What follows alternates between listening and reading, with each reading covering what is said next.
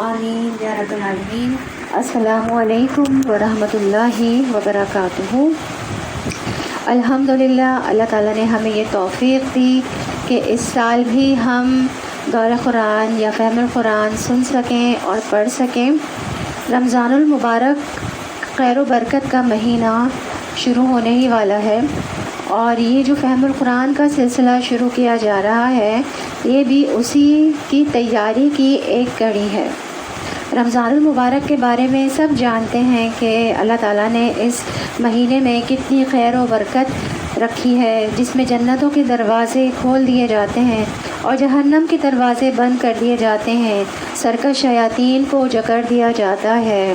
اور یہ وہ مہینہ ہے جس کے بارے میں نبی کریم صلی اللہ علیہ وآلہ وسلم نے فرمایا کہ رمضان وہ مہینہ ہے جس کی آمد کی خبر ان الفاظ میں دیا کرو کہ تمہارے پاس رمضان جیسا بابرکت مہینہ جب آتا ہے تو اللہ تعالیٰ تمہیں اپنی رحمت سے ڈھانپ لیتے ہیں، اللہ تعالیٰ گناہ معاف فرما دیتے ہیں، دعائیں قبول کرتے ہیں، اور اللہ تعالیٰ تمہارے ذوق اور شوق کو دیکھتے ہیں، تمہاری وجہ سے فرشتوں پر فخر کرتے ہیں، بس تم بھی اپنی طرف سے اللہ تعالیٰ کو بھلائی دکھاؤ، بے شک وہ نہایت ہی بدبخت ہے جس کو اس مہینے میں اللہ کی رحمت سے محرومی ملے۔ تو رمضان المبارک کون سا مہینہ ہے؟ یہ رحمتوں کا مہینہ ہے، اور اللہ تعالیٰ اس میں کیا ہوتا ہے، اس میں نیکی کرنے کے جو اجر ہے وہ کئی گنا بڑھ جاتا ہے۔ فرض کا درجہ جو ہے وہ 70 گنا ہو جاتا ہے، اور سنت اور نوافل کا جو درجہ ہے وہ فرض کے درجے پر چلا جاتا ہے۔ شیاطین جو ہے وہ جکڑ دیے جاتے ہیں، انسان کو اپنے نفس کو ہی کنٹرول کرنا ہے بس۔ اور اس میں اللہ تعالیٰ نے کیا کیا ہے کہ اپنی رحمتوں کے اتنے دروازے کھلے ہیں کہ شیاطین کو جکڑ دیا ہے۔ شیطان کون؟ شیطان جو ہمارے نیکیوں کے کرنے میں رکاوٹ ہے، جو کہ ہمارے نیکیوں کو سر انجام دینے میں بہت زیادہ رکاوٹ ڈالتا ہے۔ اللہ تعالیٰ نے کیا کیا کہ اس مبارک مہینے میں شیطان سرکش شیطانوں کو ہی باندھ دیا، تاکہ ہمارے لیے کتنی آسانی کر دی کہ ہم زیادہ سے زیادہ نیکیاں کما سکیں۔ تو سورہ یونس کی ایک آیت ہے، اے نبی کہو کہ یہ اللہ کا فضل اور مہربانی ہے کہ یہ چیز اس نے بھیجی۔ کیا چیز؟ قرآن پاک۔ اس پر تو لوگوں کو خوشی ہی منانی چاہیے، اور یہ چیز سب سے بہتر ہے اگر لوگ سمجھ سکیں۔ تو رمضان جو ہے وہ قرآن کے نزول کا بھی مہینہ ہے، تو اس پہ بھی ہمیں بہت زیادہ خوشیاں منانی چاہیے۔ اور نیکیوں کا موسم شروع ہو رہا ہے تو ہمیں چاہیے کہ ہم کم از کم کچھ تیاری کریں رمضان کے شروع ہونے سے پہلے، کہ ہمیں نیکیاں کرنی کس طرح سے ہیں اور ہمیں گناہوں سے کس طرح سے بچنا ہے۔ ہمیں جب تک کہ علم ہی نہیں ہوگا کہ اللہ تعالیٰ کو کیا چیز پسند ہے اور کیا چیز نہیں پسند ہے، تو ہم کیسے اس ماہ رمضان کی رحمتیں اور برکتیں سمیٹیں گے۔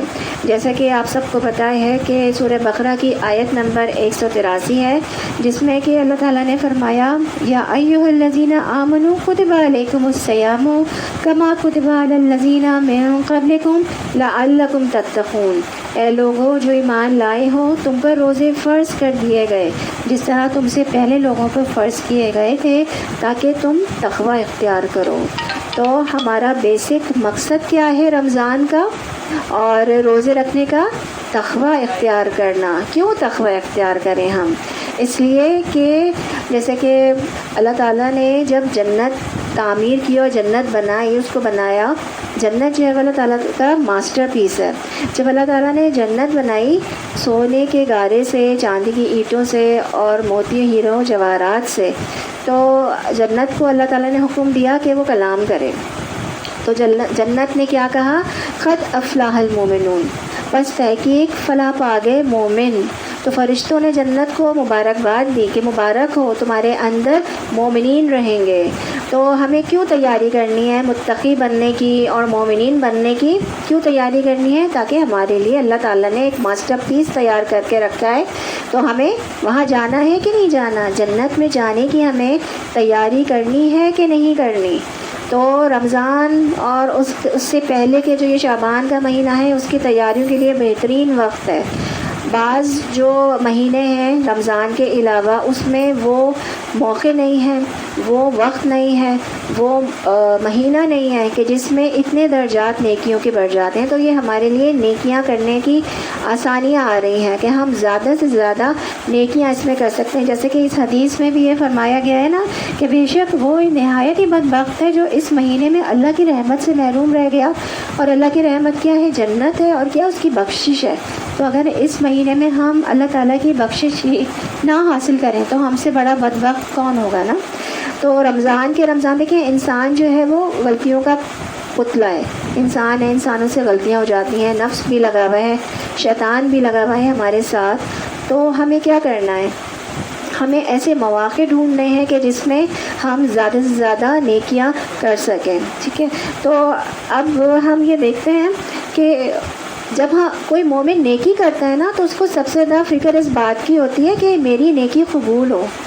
دیکھیے، نیکیوں کی قبولیت کی بھی بہت زیادہ پرواہ کیا کیجیے، کیونکہ ہمارے اعمال تو ایسے ہیں ہی نہیں.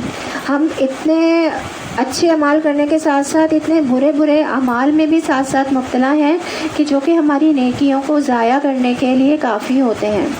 اللہ تعالیٰ نے سورہ محمد میں، جیسے کہ ہم نے پچھلے لیکچر میں بھی یہ پڑھا تھا کہ سورہ محمد میں اللہ تعالیٰ نے کتنی تفصیل سے یہ بتایا ہے کہ کون سے ایسے اعمال ہیں جو کہ ہماری نیکیوں کو ضائع کر دیتے ہیں، کون سے ایسے اعمال ہیں. مطلب ایمان کے منافی کام کرنا، تمام ارکان ایمان کو نہیں ماننا، اللہ پر ایمان رکھنا، محمد صلی اللہ علیہ وسلم پر ایمان نہیں رکھنا، اللہ اور رسول پر ایمان رکھنا، آخرت پر ایمان نہیں رکھنا، اور صحابہ کرام کو، کتابوں کو، جنت دوزخ کو، اور دوسری تمام جو چیزیں ہیں جو ارکان ایمان میں ہمارے شمار ہوتی ہیں ان کو نہیں ماننا. اس سے ہمارے نیکیاں جو ہیں وہ ضائع ہو جاتی ہیں. اس کے علاوہ منافقت اتنی بڑی بیماری ہے جو کہ پہلے پارے میں بہت ذکر ہے منافقت کا، جو کہ آج ہم ابھی پڑھیں گے. منافقت ایسی بیماری ہے جو کہ ہمارے دلوں کو زنگ لگا دیتی ہے. ہم علم بھی حاصل کر رہے ہوتے نا تو وہ ہمارے کانوں سے اندر پہنچتا ہی نہیں ہے. تو منافق جو ہے نا وہ اللہ تعالیٰ اس سے ناراض ہوتے ہیں. اور سورہ محمد میں اللہ تعالیٰ نے فرمایا ہے کہ میں منافق لوگوں کے اعمال، نیک اعمال ضائع کر دوں گا. وہ جو نیک اعمال کر رہے ہیں، اپنی ہم کتنی محنت کر رہے ہیں نا، تو ہمیں بھی یہ کوشش کرنی ہے کہ رمضان کا مہینہ آ رہا ہے، ہم اتنی محنت سے روزے رکھیں گے، اتنی محنت کرتے ہیں نا، کتنی ہمیں نیکیاں کرتے ہیں، روزے رکھتے ہیں، سحریاں بناتے ہیں، اور تلاوت قرآن پاک کرتے ہیں، تراویح پڑھتے ہیں، اور کتنے نیک اعمال کرتے ہیں، صدقہ و خیرات کرتے ہیں. تو ہمیں اپنی نیکیوں کی بہت حفاظت بھی کرنی ہے. اور کون کون سے ایسے اعمال ہیں جو کہ ہماری نیکیوں کو ضائع کرنے کے لیے ہوتے ہیں؟ ایک تو ایمان کے منافی کام کرنا، نمبر 2 غیبت ہماری نیکیوں کو کھا جاتی ہے. حسد کرنا، حسد بھی ہماری نیکیوں کو کھا جاتا ہے. اور بدعات کا شکار ہونا، بدعتیں ہم نے نہیں اپنانی. اور نیکی کر کے جتانا بھی بہت بڑا گناہ ہے، نیکی ضائع ہو جاتی ہے. دکھاوے کی نیت سے کرنا، اگر ہم نے نیت جو ہے وہ نیکی کی اللہ کی رضا نہیں رکھی ہے تو کیا ہوگا؟ وہ ہماری نیکی ہی شمار نہیں ہوگی، وہ دکھاوا ہو جائے گا. اس کے ساتھ ساتھ اگر ہمارے گناہ بہت زیادہ ہو گئے ہیں اور نیکیاں کم ہیں، ہمیں پتہ ہی نہیں چل رہا، ہم منافقت کی زندگی گزار رہے ہیں، ہمارے گناہ اتنے زیادہ ہو گئے، اور بعض دفعہ ہم ایسے گناہوں میں مبتلا ہوتے ہیں جن کا ہمیں پتہ ہی نہیں ہوتا. تو جب تک کہ ہم علم حاصل نہیں کریں گے کہ اچھا یہ بھی گناہ ہے، تو تب ہم اس گناہ سے بچیں گے نا. تو گناہ اگر زیادہ ہو جائیں کسی انسان کے تو وہ بھلے وہ نیکیاں کرتے رہے لیکن وہ اس کی نیکیاں کاؤنٹ نہیں ہوتی. تو ہمیں ان تمام چیزوں سے بھی بچنا ہے اور نیکی کے بھی کام کرنے. یہی دراصل تقویٰ ہے، جو روزے کا مقصد ہے، تقویٰ کا حصول ہے نا. جیسے کہ سورہ بقرہ کی آیت نمبر جو کہ ابھی میں نے پڑھی، لعلکم تتقون، تاکہ تم متقی بن جاؤ، تاکہ تم بچ جاؤ. تو سورہ مائدہ کی ایک آیت ہے، اس کا مفہوم میں بیان کر رہی ہوں کہ اللہ تعالیٰ تقویٰ والوں کی نیکیاں قبول فرماتے ہیں. جو لوگ نیکیاں بھی کر رہے ہیں اور گناہ بھی کر رہے ہیں ساتھ ساتھ، ان کی نیکیاں یاد رکھیے قبول نہیں ہوں گی. اللہ تعالیٰ نے کیا فرمایا سورہ مائدہ میں؟ اللہ تعالیٰ تقویٰ والوں کی نیکیاں قبول کرتے ہیں. تو ہمیں اپنی نیکیوں کی قبولیت کی بھی فکر کرنی ہے. حضرت ابراہیم علیہ السلام اور حضرت اسماعیل علیہ السلام کتنے بڑے پیغمبر اور کتنے بڑے نبی. جب اللہ تعالیٰ نے ان کو خانہ کعبہ کی تعمیر کا حکم دیا تو انہوں نے کیا دعا کی؟ ربنا تقبل منا، ربنا تقبل منا، اے اللہ ہم سے قبول فرما لے، ہماری اس نیکی کو قبول فرما لے۔ ربنا تقبل منا انک انت السمیع العلیم وتب علینا انک انت التواب الرحیم، کہ ہم تیری طرف پلٹتے ہیں، ہم تیری طرف توبہ کرتے ہیں یا تواب الرحیم۔ تو توبہ استغفار کس لیے؟ جو گناہ ہو رہے ہیں اور جو گناہ ہو چکے ہیں ان کی معافی تلافی بھی تو ہوگی نا، تبھی تو ہم اپنی جو نیکسٹ ہماری نیکیوں کا موسم بہار آ رہا ہے ان نیکیوں کی حفاظت بھی تو ضروری ہے۔ تو توبہ استغفار ہم نے لازمی کرنا ہے۔ رجب کا مہینہ چل رہا ہے، اینڈ پر ہے، اس کے بعد شعبان کا مہینہ ہے، اس کے بعد رمضان۔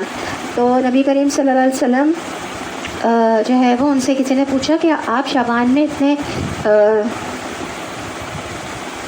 اسامہ بن زید نے پوچھا نبی کریم صلی اللہ علیہ وسلم سے کہ آپ رمضان کے علاوہ شعبان میں اتنے روزے کیوں رکھتے ہیں؟ تو نبی کریم صلی اللہ علیہ وسلم نے فرمایا کہ یہ وہ مہینہ ہے رجب اور رمضان کے درمیان شعبان ایسا مہینہ ہے کہ جس کی فضیلت سے لوگ غافل ہیں، کہ اس میں اعمال اوپر اٹھائے جاتے ہیں۔ تو جب میں روزے سے ہوں، میں چاہتا ہوں کہ جب میرے اعمال پیش ہوں میں اس وقت روزے سے ہوں۔ تو نبی کریم صلی اللہ علیہ وسلم رمضان کے علاوہ دوسرے مہینوں میں شعبان ایسا مہینہ ہے کہ جس میں سب سے زیادہ روزے رکھا کرتے تھے۔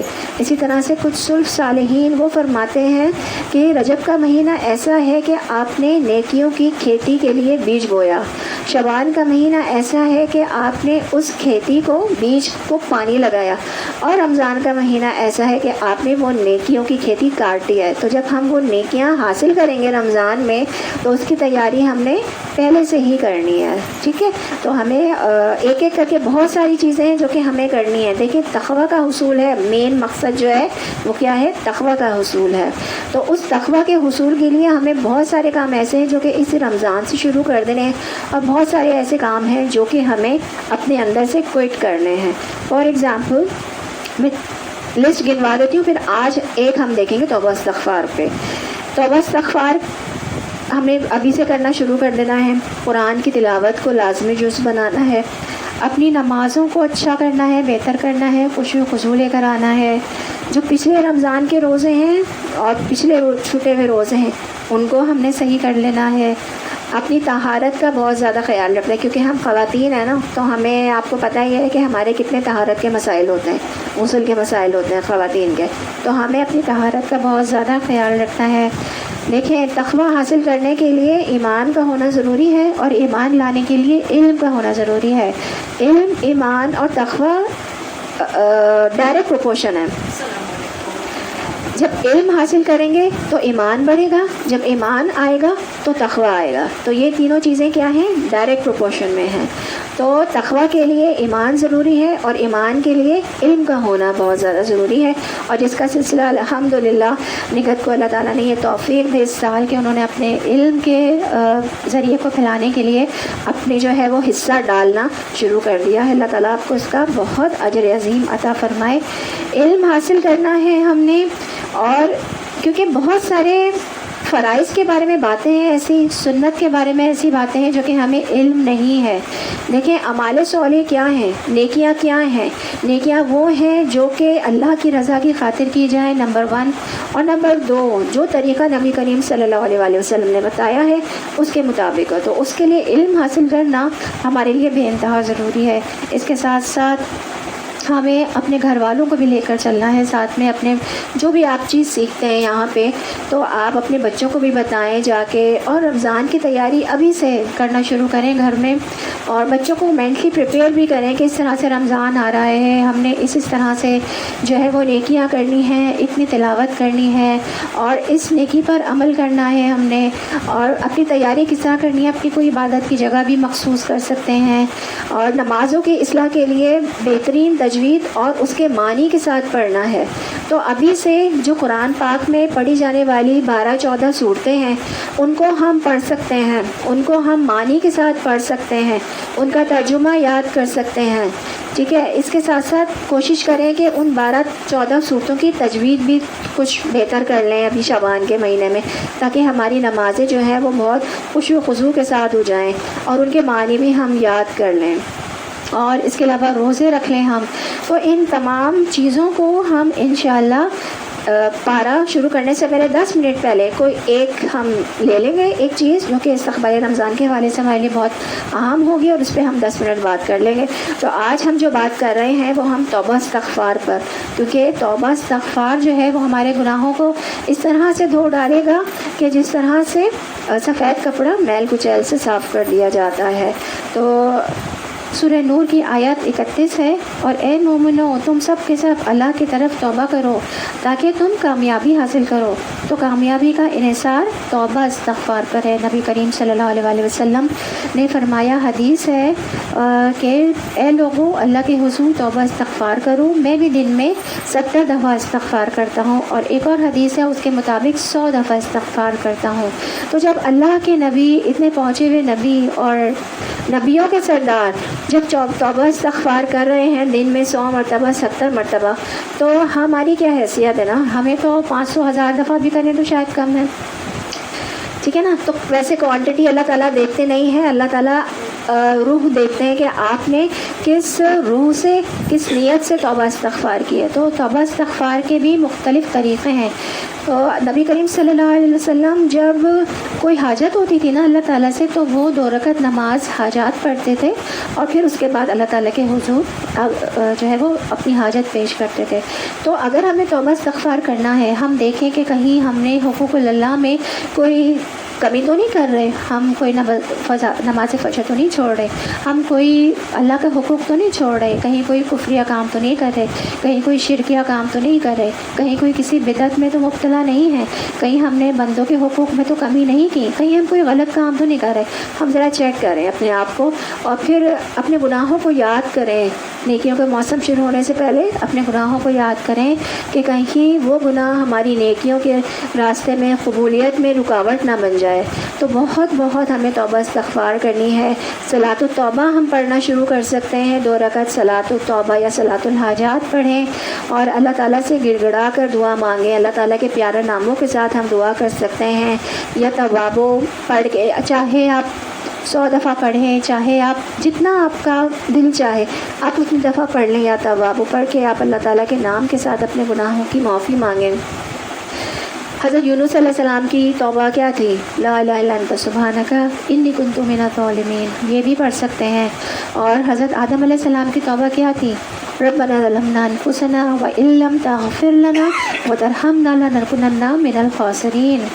اس کے علاوہ اور بھی بہت سارے استغفار ہیں جو کہ ہم پڑھ سکتے ہیں۔ ایک بہت خوبصورت استغفار ہے، رب اغفر وارحم وانت خیر الراحمین۔ رب اغفر، اے میرے رب بخش دے، ورحم، اور مجھ پر رحم فرما، وانت خیر الراحمین، اور آپ سب رحم فرمانے والوں میں سب سے بہترین ہیں۔ تو رب اغفر، جو اغفر ہے نا، اغفر کے معنی کیا ہے؟ گناہوں کو چھپا دینا اور آگے اس کا انکوائری نہیں کرنا۔ تو جب ہم کہتے ہیں نا رب اغفر، اے میرے رب بخش دے، تو اس کا مطلب ہوتا ہے کہ اللہ تعالیٰ میرے گناہوں کو چھپا دے، اس دنیا میں بھی اور آخرت میں بھی، اور مجھ سے اس کی کوئی انویسٹیگیشن نہیں ہوگی۔ جب ہم رب اغفر کر کے کہیں گے نا، تو اس کا مطلب ہے اللہ تعالیٰ ہمارے گناہوں کو اس دنیا میں بھی چھپا دیں گے اور آخرت میں بھی چھپا دیں گے، اور اس کی کوئی انویسٹیگیشن، پوچھ گچھ نہیں ہوگی، نہ دنیا میں پوچھ گچھ ہوگی اور نہ آخرت میں پوچھ گچھ ہوگی۔ تو کتنا اچھا استغفار ہے نا یہ۔ جب ہم اس کو معنی سمجھ کے اگر پڑھیں گے تو ہمیں زیادہ، ہم دل سے استغفار کر سکیں گے نا۔ تو آج سے کوشش کریں کہ ہم رب اغفر ورحم وانت خیر الراحمین، یہ والا استغفار جو ہے وہ دن میں 100 مرتبہ 200 مرتبہ جتنی دفعہ چاہیں ہم اپنی معمولات میں ان کو شامل کریں۔ کوشش کریں کہ ہم صلاۃ التوبہ پڑھیں، 2 رکعت نماز حاجات پڑھیں۔ نماز نبی کریم صلی اللہ علیہ وسلم کا طریقہ تھا، سنت کا طریقہ ہے کہ جو بھی حاجت ہوتی تھی تو وہ اللہ تعالیٰ سے 2 رکعت نماز پڑھ کر اور اللہ تعالیٰ سے اپنی حاجت کرتے تھے۔ اور اس کے علاوہ بندوں کے ساتھ اگر ہم نے حقوق میں کمی کی ہوئی ہے تو بھی ہم دعا کر سکتے ہیں، اور اللہ بندے سے ہم معافی بھی مانگ سکتے ہیں رمضان شروع ہونے سے پہلے۔ وہ نہیں بھی معاف کرتا، اگر آپ مشکل ہو رہی ہے تو ہم اس کی طرف سے صدقہ و خیرات بھی کر سکتے ہیں، اس کے لیے دعا کر سکتے ہیں کہ اس کے دل کو اللہ تعالیٰ ہمارے لیے صاف کر دے۔ تو یہ مختلف طریقے ہیں جو کہ سنت سے ثابت ہے کہ نبی کریم صلی اللہ علیہ وسلم کیا کرتے تھے، صلاۃ التوبہ یا صلاۃ الحاجات پڑھا کرتے تھے۔ اور بہت سارے استغفارات جو اگر آپ کے پاس ایاک نستعین اگر کتاب ہے تو اس میں بھی بہت سارے استغفارات موجود ہیں۔ ٹھیک ہے، تو آج ہم نے توبہ استغفار پر جو ہے وہ بات کی، اور اس کے بعد جو میں نے اتنی ساری لسٹ گنائی ہے، انشاءاللہ آگے جو ہمارے 18 لیکچرز ہیں رمضان سے پہلے کے، تو ہم ایک ایک کر کے وہ تمام چیزوں کو لے کے چلیں گے، جس میں رمضان کے روزوں کے حوالے سے ہے، طہارت کے حوالے سے ہے، نمازوں کی اصلاح کیسے کرنی ہے ہم نے، اور جو برائیاں ہیں ان سے ہم نے کیسے بچنا ہے، علم کیسے حاصل کرنا ہے، اور بہت ساری سنت اور فرائض کے حوالے سے بہت ساری ایسی باتیں ہیں، اور رمضان کے حوالے سے جو کہ روزہ اتنی بڑی نیکی آ رہی ہے، وہ بھی تو فرض عبادت ہے نا، تو اس کے کیا وہ ہیں شرعی احکامات ہیں روزے کے، ان کے بارے میں بھی ہم انشاءاللہ ان 18 لیکچر میں پارہ شروع کرنے سے پہلے تھوڑی تھوڑی دیر ایک ایک ٹاپک کو لے کے ہم اس کو ڈسکس انشاءاللہ کیا کریں گے۔ اللہ تعالی ہماری عبادت کو قبول فرمائے، آمین۔ الحمدللہ، اب ہم اپنا پارہ شروع کرتے ہیں۔ الف لام میم، شروع کرتے ہیں سورۃ الفاتحہ سے۔ اعوذ باللہ من الشیطان الرجیم، بسم اللہ الرحمن الرحیم۔ الحمدللہ رب العالمین، الرحمن الرحیم، مالک یوم الدین، ایاک نعبد و ایاک نستعین، اہدنا الصراط المستقیم، صراط الذین انعمت علیہم غیر المغضوب علیہم ولا الضالین، آمین۔ پناہ میں آتی ہوں میں اللہ کی شیطان مردود سے۔ شروع اللہ کے نام سے جو بڑا مہربان نہایت رحم والا ہے۔ تمام تعریف اللہ کے لیے ہے جو رب ہے تمام جہانوں کا، جو بہت مہربان ہے نہایت رحم کرنے والا ہے، مالک ہے بدلے کے دن کا۔ ہم تیری ہی عبادت کرتے ہیں اور ہم تجھ ہی سے مدد مانگتے ہیں۔ دکھا ہم کو سیدھا راستہ، وہ راستہ جن پر تو نے انعام کیا، وہ راستہ نہیں جن پر تو نے غضب کیا، اور ان لوگوں کا راستہ بھی نہیں جو بھٹکے ہوئے ہیں۔ اللہ تعالیٰ کی رضا کی خاطر اکٹھے ہونے کا اجر۔ رسول اللہ صلی اللہ علیہ وآلہ وسلم نے فرمایا، جو لوگ اللہ کے گھروں میں سے کسی گھر میں اللہ کی کتاب کی تلاوت کرتے ہیں اور اس کی تعلیم میں باہم مصروف ہوتے ہیں تو ان پر سکینت نازل ہوتی ہے اور رحمت انہیں ڈھانپ لیتی ہے اور فرشتے انہیں گھیر لیتے ہیں، اور اللہ تعالیٰ ان کا ذکر اپنے پاس موجود فرشتوں میں کرتے ہیں۔ اللہ کے ذکر کی بڑی فضیلت ہے، اور جب اکٹھے ہو کر اللہ کو یاد کیا جاتا ہے تو اس کا اجر و ثواب اور اس کا فائدہ بھی کئی گنا بڑھ جاتا ہے۔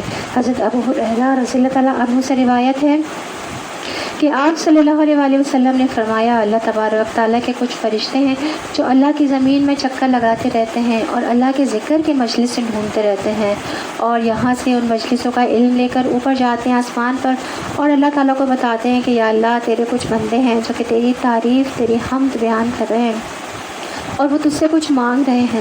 تو اللہ تعالیٰ پوچھتے ہیں وہ کیا مانگ رہے ہیں، تو وہ فرماتے ہیں کہ وہ تیری جنت مانگ رہے ہیں۔ تو اللہ تعالیٰ فرماتے ہیں کہ ان سے کہو کہ میں نے ان کو جنت دے دی۔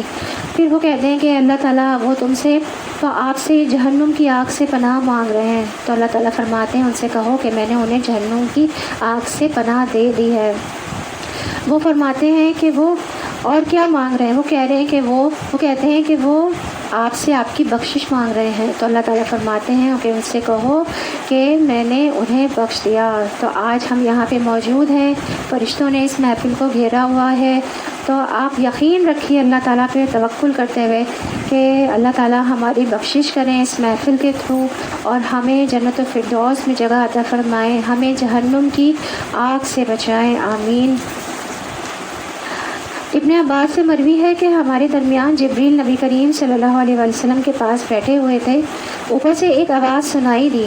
آپ صلی اللہ علیہ وسلم نے سر اٹھایا تو جبریل علیہ السلام نے فرمایا، یہ آسمان کا دروازہ ہے جسے صرف آج کے دن کھولا گیا ہے، آج سے پہلے کبھی نہیں کھولا گیا۔ پھر اسے ایک فرشتہ اترا تو جبریل علیہ السلام نے فرمایا، یہ فرشتہ جو زمین کی طرف اترا ہے یہ آج سے پہلے کبھی نہیں اترا۔ پھر اس فرشتے نے سلام کیا اور کہا، آپ کو ان دو نوروں کی خوشخبری ہو جو آپ صلی اللہ علیہ وسلم کو دیے گئے ہیں، جو آپ صلی اللہ علیہ وسلم سے پہلے کسی نبی کو نہیں دیے گئے۔ ان میں سے ایک سورۃ الفاتحہ ہے اور دوسرے سورۃ البقرہ کی آخری 2 آیات۔ تو مفسرین نے فرمایا ہے کہ سورۃ الفاتحہ بہت خاص صورت ہے. آپ اس کی خاصیت کی اس سے بھی اندازہ لگا سکتے ہیں کہ نماز اس صورت کے بغیر مکمل نہیں ہوتی. ہر رکعت میں ہمیں سورۃ الفاتحہ لازمی پڑھنی ہے. مفسرین نے اس کے 36 نام گنوائے ہیں. اس کو سورۃ الشفا بھی کہا جاتا ہے کہ نبی کریم صلی اللہ علیہ وسلم نے فرمایا کہ جو کوئی اس کو پڑھ کر اور دم کر دے پانی پہ یا ڈائریکٹ کسی بندے پر پھونک دے تو یہ سورت شفا دینے والی بھی ہے. یہ واحد صورت ہے جس کی فضیلت اور تعریف خود قرآن مجید میں فرمائی ہے. وَلَقَدْ آتَيْنَاكَ سَبْعًا مِنَ الْمَثَانِي وَالْقُرْآنِ الْعَظِيمِ سورۃ الحجر کی آیت نمبر 87 ہے. تو قرآن پڑھنے سے پہلے ہم نے اعوذ باللہ من الشیطان الرجیم پڑھا. کیوں؟ تاکہ اس قرآن کو سمجھنے کے لیے شیطان مردود سے اللہ کی پناہ میں آ جائیں. بسم اللہ الرحمن الرحیم پڑھا. کیوں؟ کیونکہ اللہ کا نام بہت بابرکت ہے، اور جب بسم اللہ کہہ دیا تو یہاں صرف اللہ کا اللہ ہی نام نہیں بلکہ اللہ کے جتنے بھی نام ہیں ان تمام ناموں کو ذہن میں رکھتے ہوئے ہم اپنے کام کا آغاز کریں. الرحمن جس کی رحمت بہت عام ہے اور اس میں وسیع رحمت کا ذکر ہے. الرحیم جو بار بار رحم فرمانے والا ہے اور اس میں مسلسل رحمت کا ذکر ہے. الرحیم کے بارے میں کہا جاتا ہے کہ اللہ تعالیٰ کی رحمت کے 100 حصے ہیں اور ایک حصہ اللہ تعالیٰ نے اس دنیا میں دیا ہے اور 99 حصے اللہ تعالیٰ نے قیامت کے لیے رکھے ہیں اپنے مومنین اور متقین بندوں کے لیے. تو آپ اندازہ لگائیں کہ اللہ تعالیٰ اپنے بندوں سے کتنا پیار کرتے ہیں. اللہ تعالیٰ اپنا تعارف اپنی رحمت کے ساتھ کروا رہے ہیں. یہاں پہ 2 بار تسمیہ میں اور 2 بار سورۃ الفاتحہ میں. الحمدللہ رب العالمین سب تعریف اللہ کے لیے ہے. ہم کے لیے ہم شکر کا لفظ بھی استعمال کرتے ہیں. الحمدللہ کہنا اللہ کی تعریف بھی ہے اور الحمدللہ کہنا اللہ کا شکر بھی ہے. تو شکر جو ہے وہ دل، زبان اور عمل سے ہوتا ہے. ہماری 3 اعضاء استعمال ہوتے ہیں شکر میں. ہم دل سے اللہ کا شکر ادا کریں. کبھی ہوتا ہے ہم نے کیا ہو دل سے شکر کہ کوئی چیز ہوتی ہے نا، نعمت ملتی ہے، اللہ تیرا شکر، ہم دل پکڑ لیتے ہیں نا اپنا، اللہ تیرا شکر ہے، اور زبان سے بھی کہہ دیا ہم نے اللہ تیرا شکر ہے. اور عملاً کیا ہے کہ عملاً نیکی کے کام کرنا، اس کی شکر گزاری میں نیکی کے کام کرنا. کوئی بھی نعمت ہمیں ملتی ہے دل سے شکر ادا کریں، دل میں اس شکر کو محسوس کریں، زبان سے الحمدللہ کہیں. اور عمل کیا ہے کسی کے لیے کسی چیز کے شکر گزاری کا کہ اس کو فائدے میں لے کر آئیں اور دوسروں کو بھی اس کا فائدہ دینے کی کوشش کریں. کوئی نعمت ملی ہے نا، خود بھی استعمال کریں اور دوسروں کو بھی ہم نے اس کا فائدہ دینا ہے. تب ہمارا شکر گزاری کا فرض جو ہے وہ پورا ہوتا ہے. اللہ تعالیٰ کی تعریف کیوں؟ ہر نعمت اللہ کی دی ہوئی ہے، خاص کر قرآن کی نعمت اللہ تعالیٰ کی طرف سے ملی ہوئی ہے. ہم اللہ کی تعریف نہ بھی کریں، کائنات کی ہر چیز اللہ تعالیٰ کی تعریف بیان کر رہی ہے. یہ آسمان، زمین، فرشتے، چاند، ستارے، سمندر، پرندے، چرند، ہر چیز ہر وقت اللہ تعالیٰ کی تعریف بیان کر رہی ہے. تو اللہ تعالیٰ کو تو ضرورت ہی نہیں ہے نا تعریف کی ہماری، وہ تو ہماری بھلائی کے لیے اللہ تعالیٰ کہہ رہا ہے کہ تم بچ جاؤ. یقین کریں ہماری جانیں پھنسی ہوئی ہیں، ہمیں اندازہ نہیں ہے اس بات کا.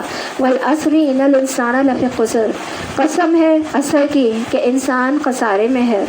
تو ہماری جانیں پھنسی ہوئی ہیں، ہمیں اندازہ نہیں ہے. اللہ تعالیٰ نے جو اتنے احکامات دیے ہیں، قرآن پاک اتارا ہمارے لیے اپنی سب سے بہترین مخلوق کے لیے، اشرف المخلوقات کے لیے. کس لیے؟ تاکہ ہم بچ جائیں، جہنم کے آگ سے بچ جائیں، جہنم کے عذاب سے بچ جائیں. اور انسان کتنا غافل ہے نا، ہم دیکھیں کتنے غافل ہیں، ہم دنیا کمانے میں اتنے مشغول ہیں، ہمیں اندازہ ہی نہیں ہے کہ والعصر ان الانسان لفی خسر، کہ انسان کتنے خسارے میں ہے. تو ان ساری نعمتوں پر اللہ کی تعریف بیان کریں جس میں سب کچھ دیا ہوا ہے.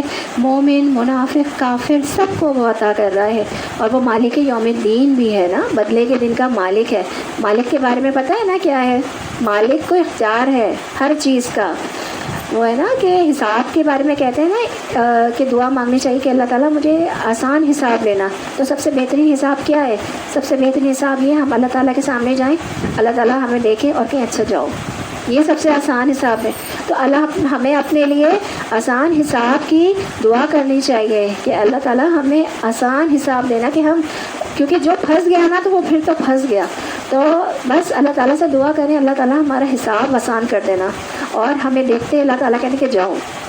ٹھیک ہے، تو وہ مالک ہے. ٹھیک ہے تو انصاف سے کام لے گا وہ بہت زیادہ، لیکن وہ مالک ہے. تو اللہ تعالیٰ سے ہمیں گمان بھی بہت اچھا رکھنا ہے اور اس کے پسند کے سارے کام بھی کرنے ہیں. الحمدللہ کہنے کا اجر ہے بہت زیادہ، میزان کو بھر دیتا ہے الحمدللہ کہنا.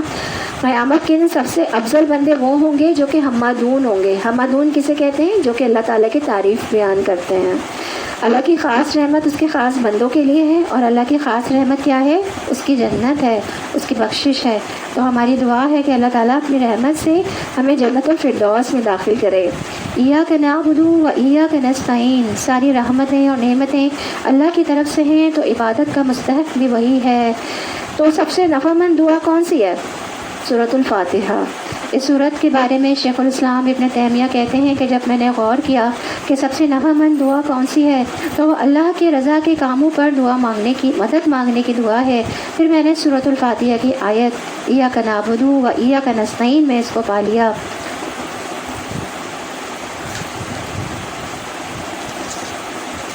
اہدنا الصراط المستقیم مانگنے کی سب سے اہم چیز کیا ہے؟ ہدایت۔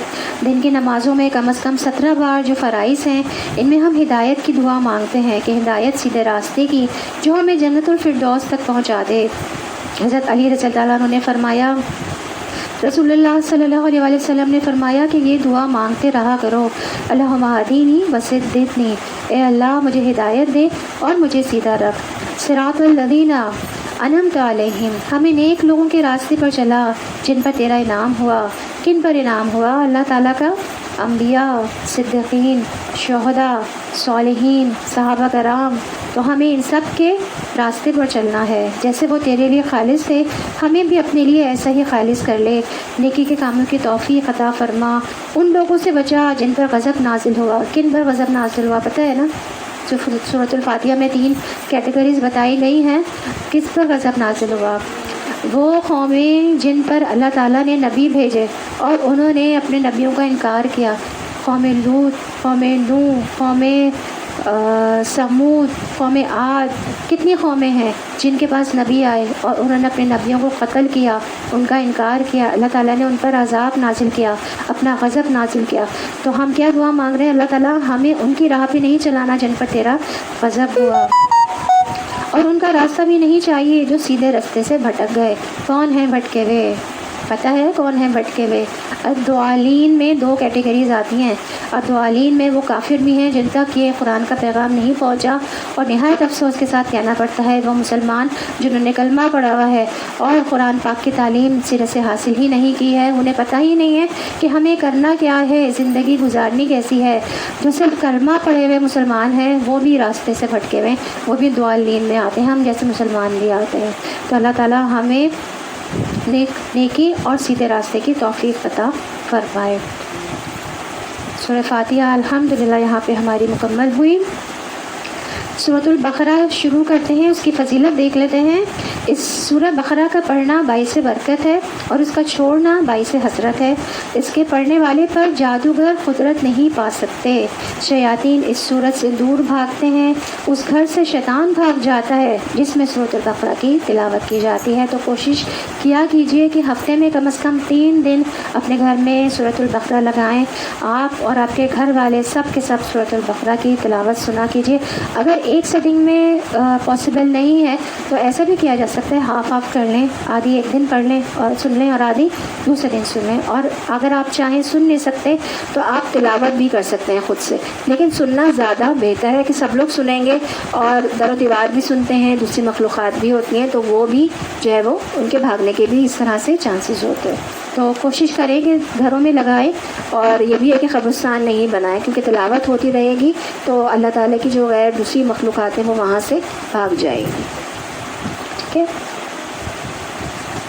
اعوذ باللہ من الشیطان الرجیم، بسم اللہ الرحمن الرحیم، الف لام میم، ذلك الكتاب لا ريب فيه هدى للمتقين الذين يؤمنون بالغيب ويقيمون الصلاة ومما رزقناهم ينفقون والذين يؤمنون بما أنزل إليك وما أنزل من قبلك وبالآخرة هم يوقنون أولئك على هدى من ربهم وأولئك هم المفلحون۔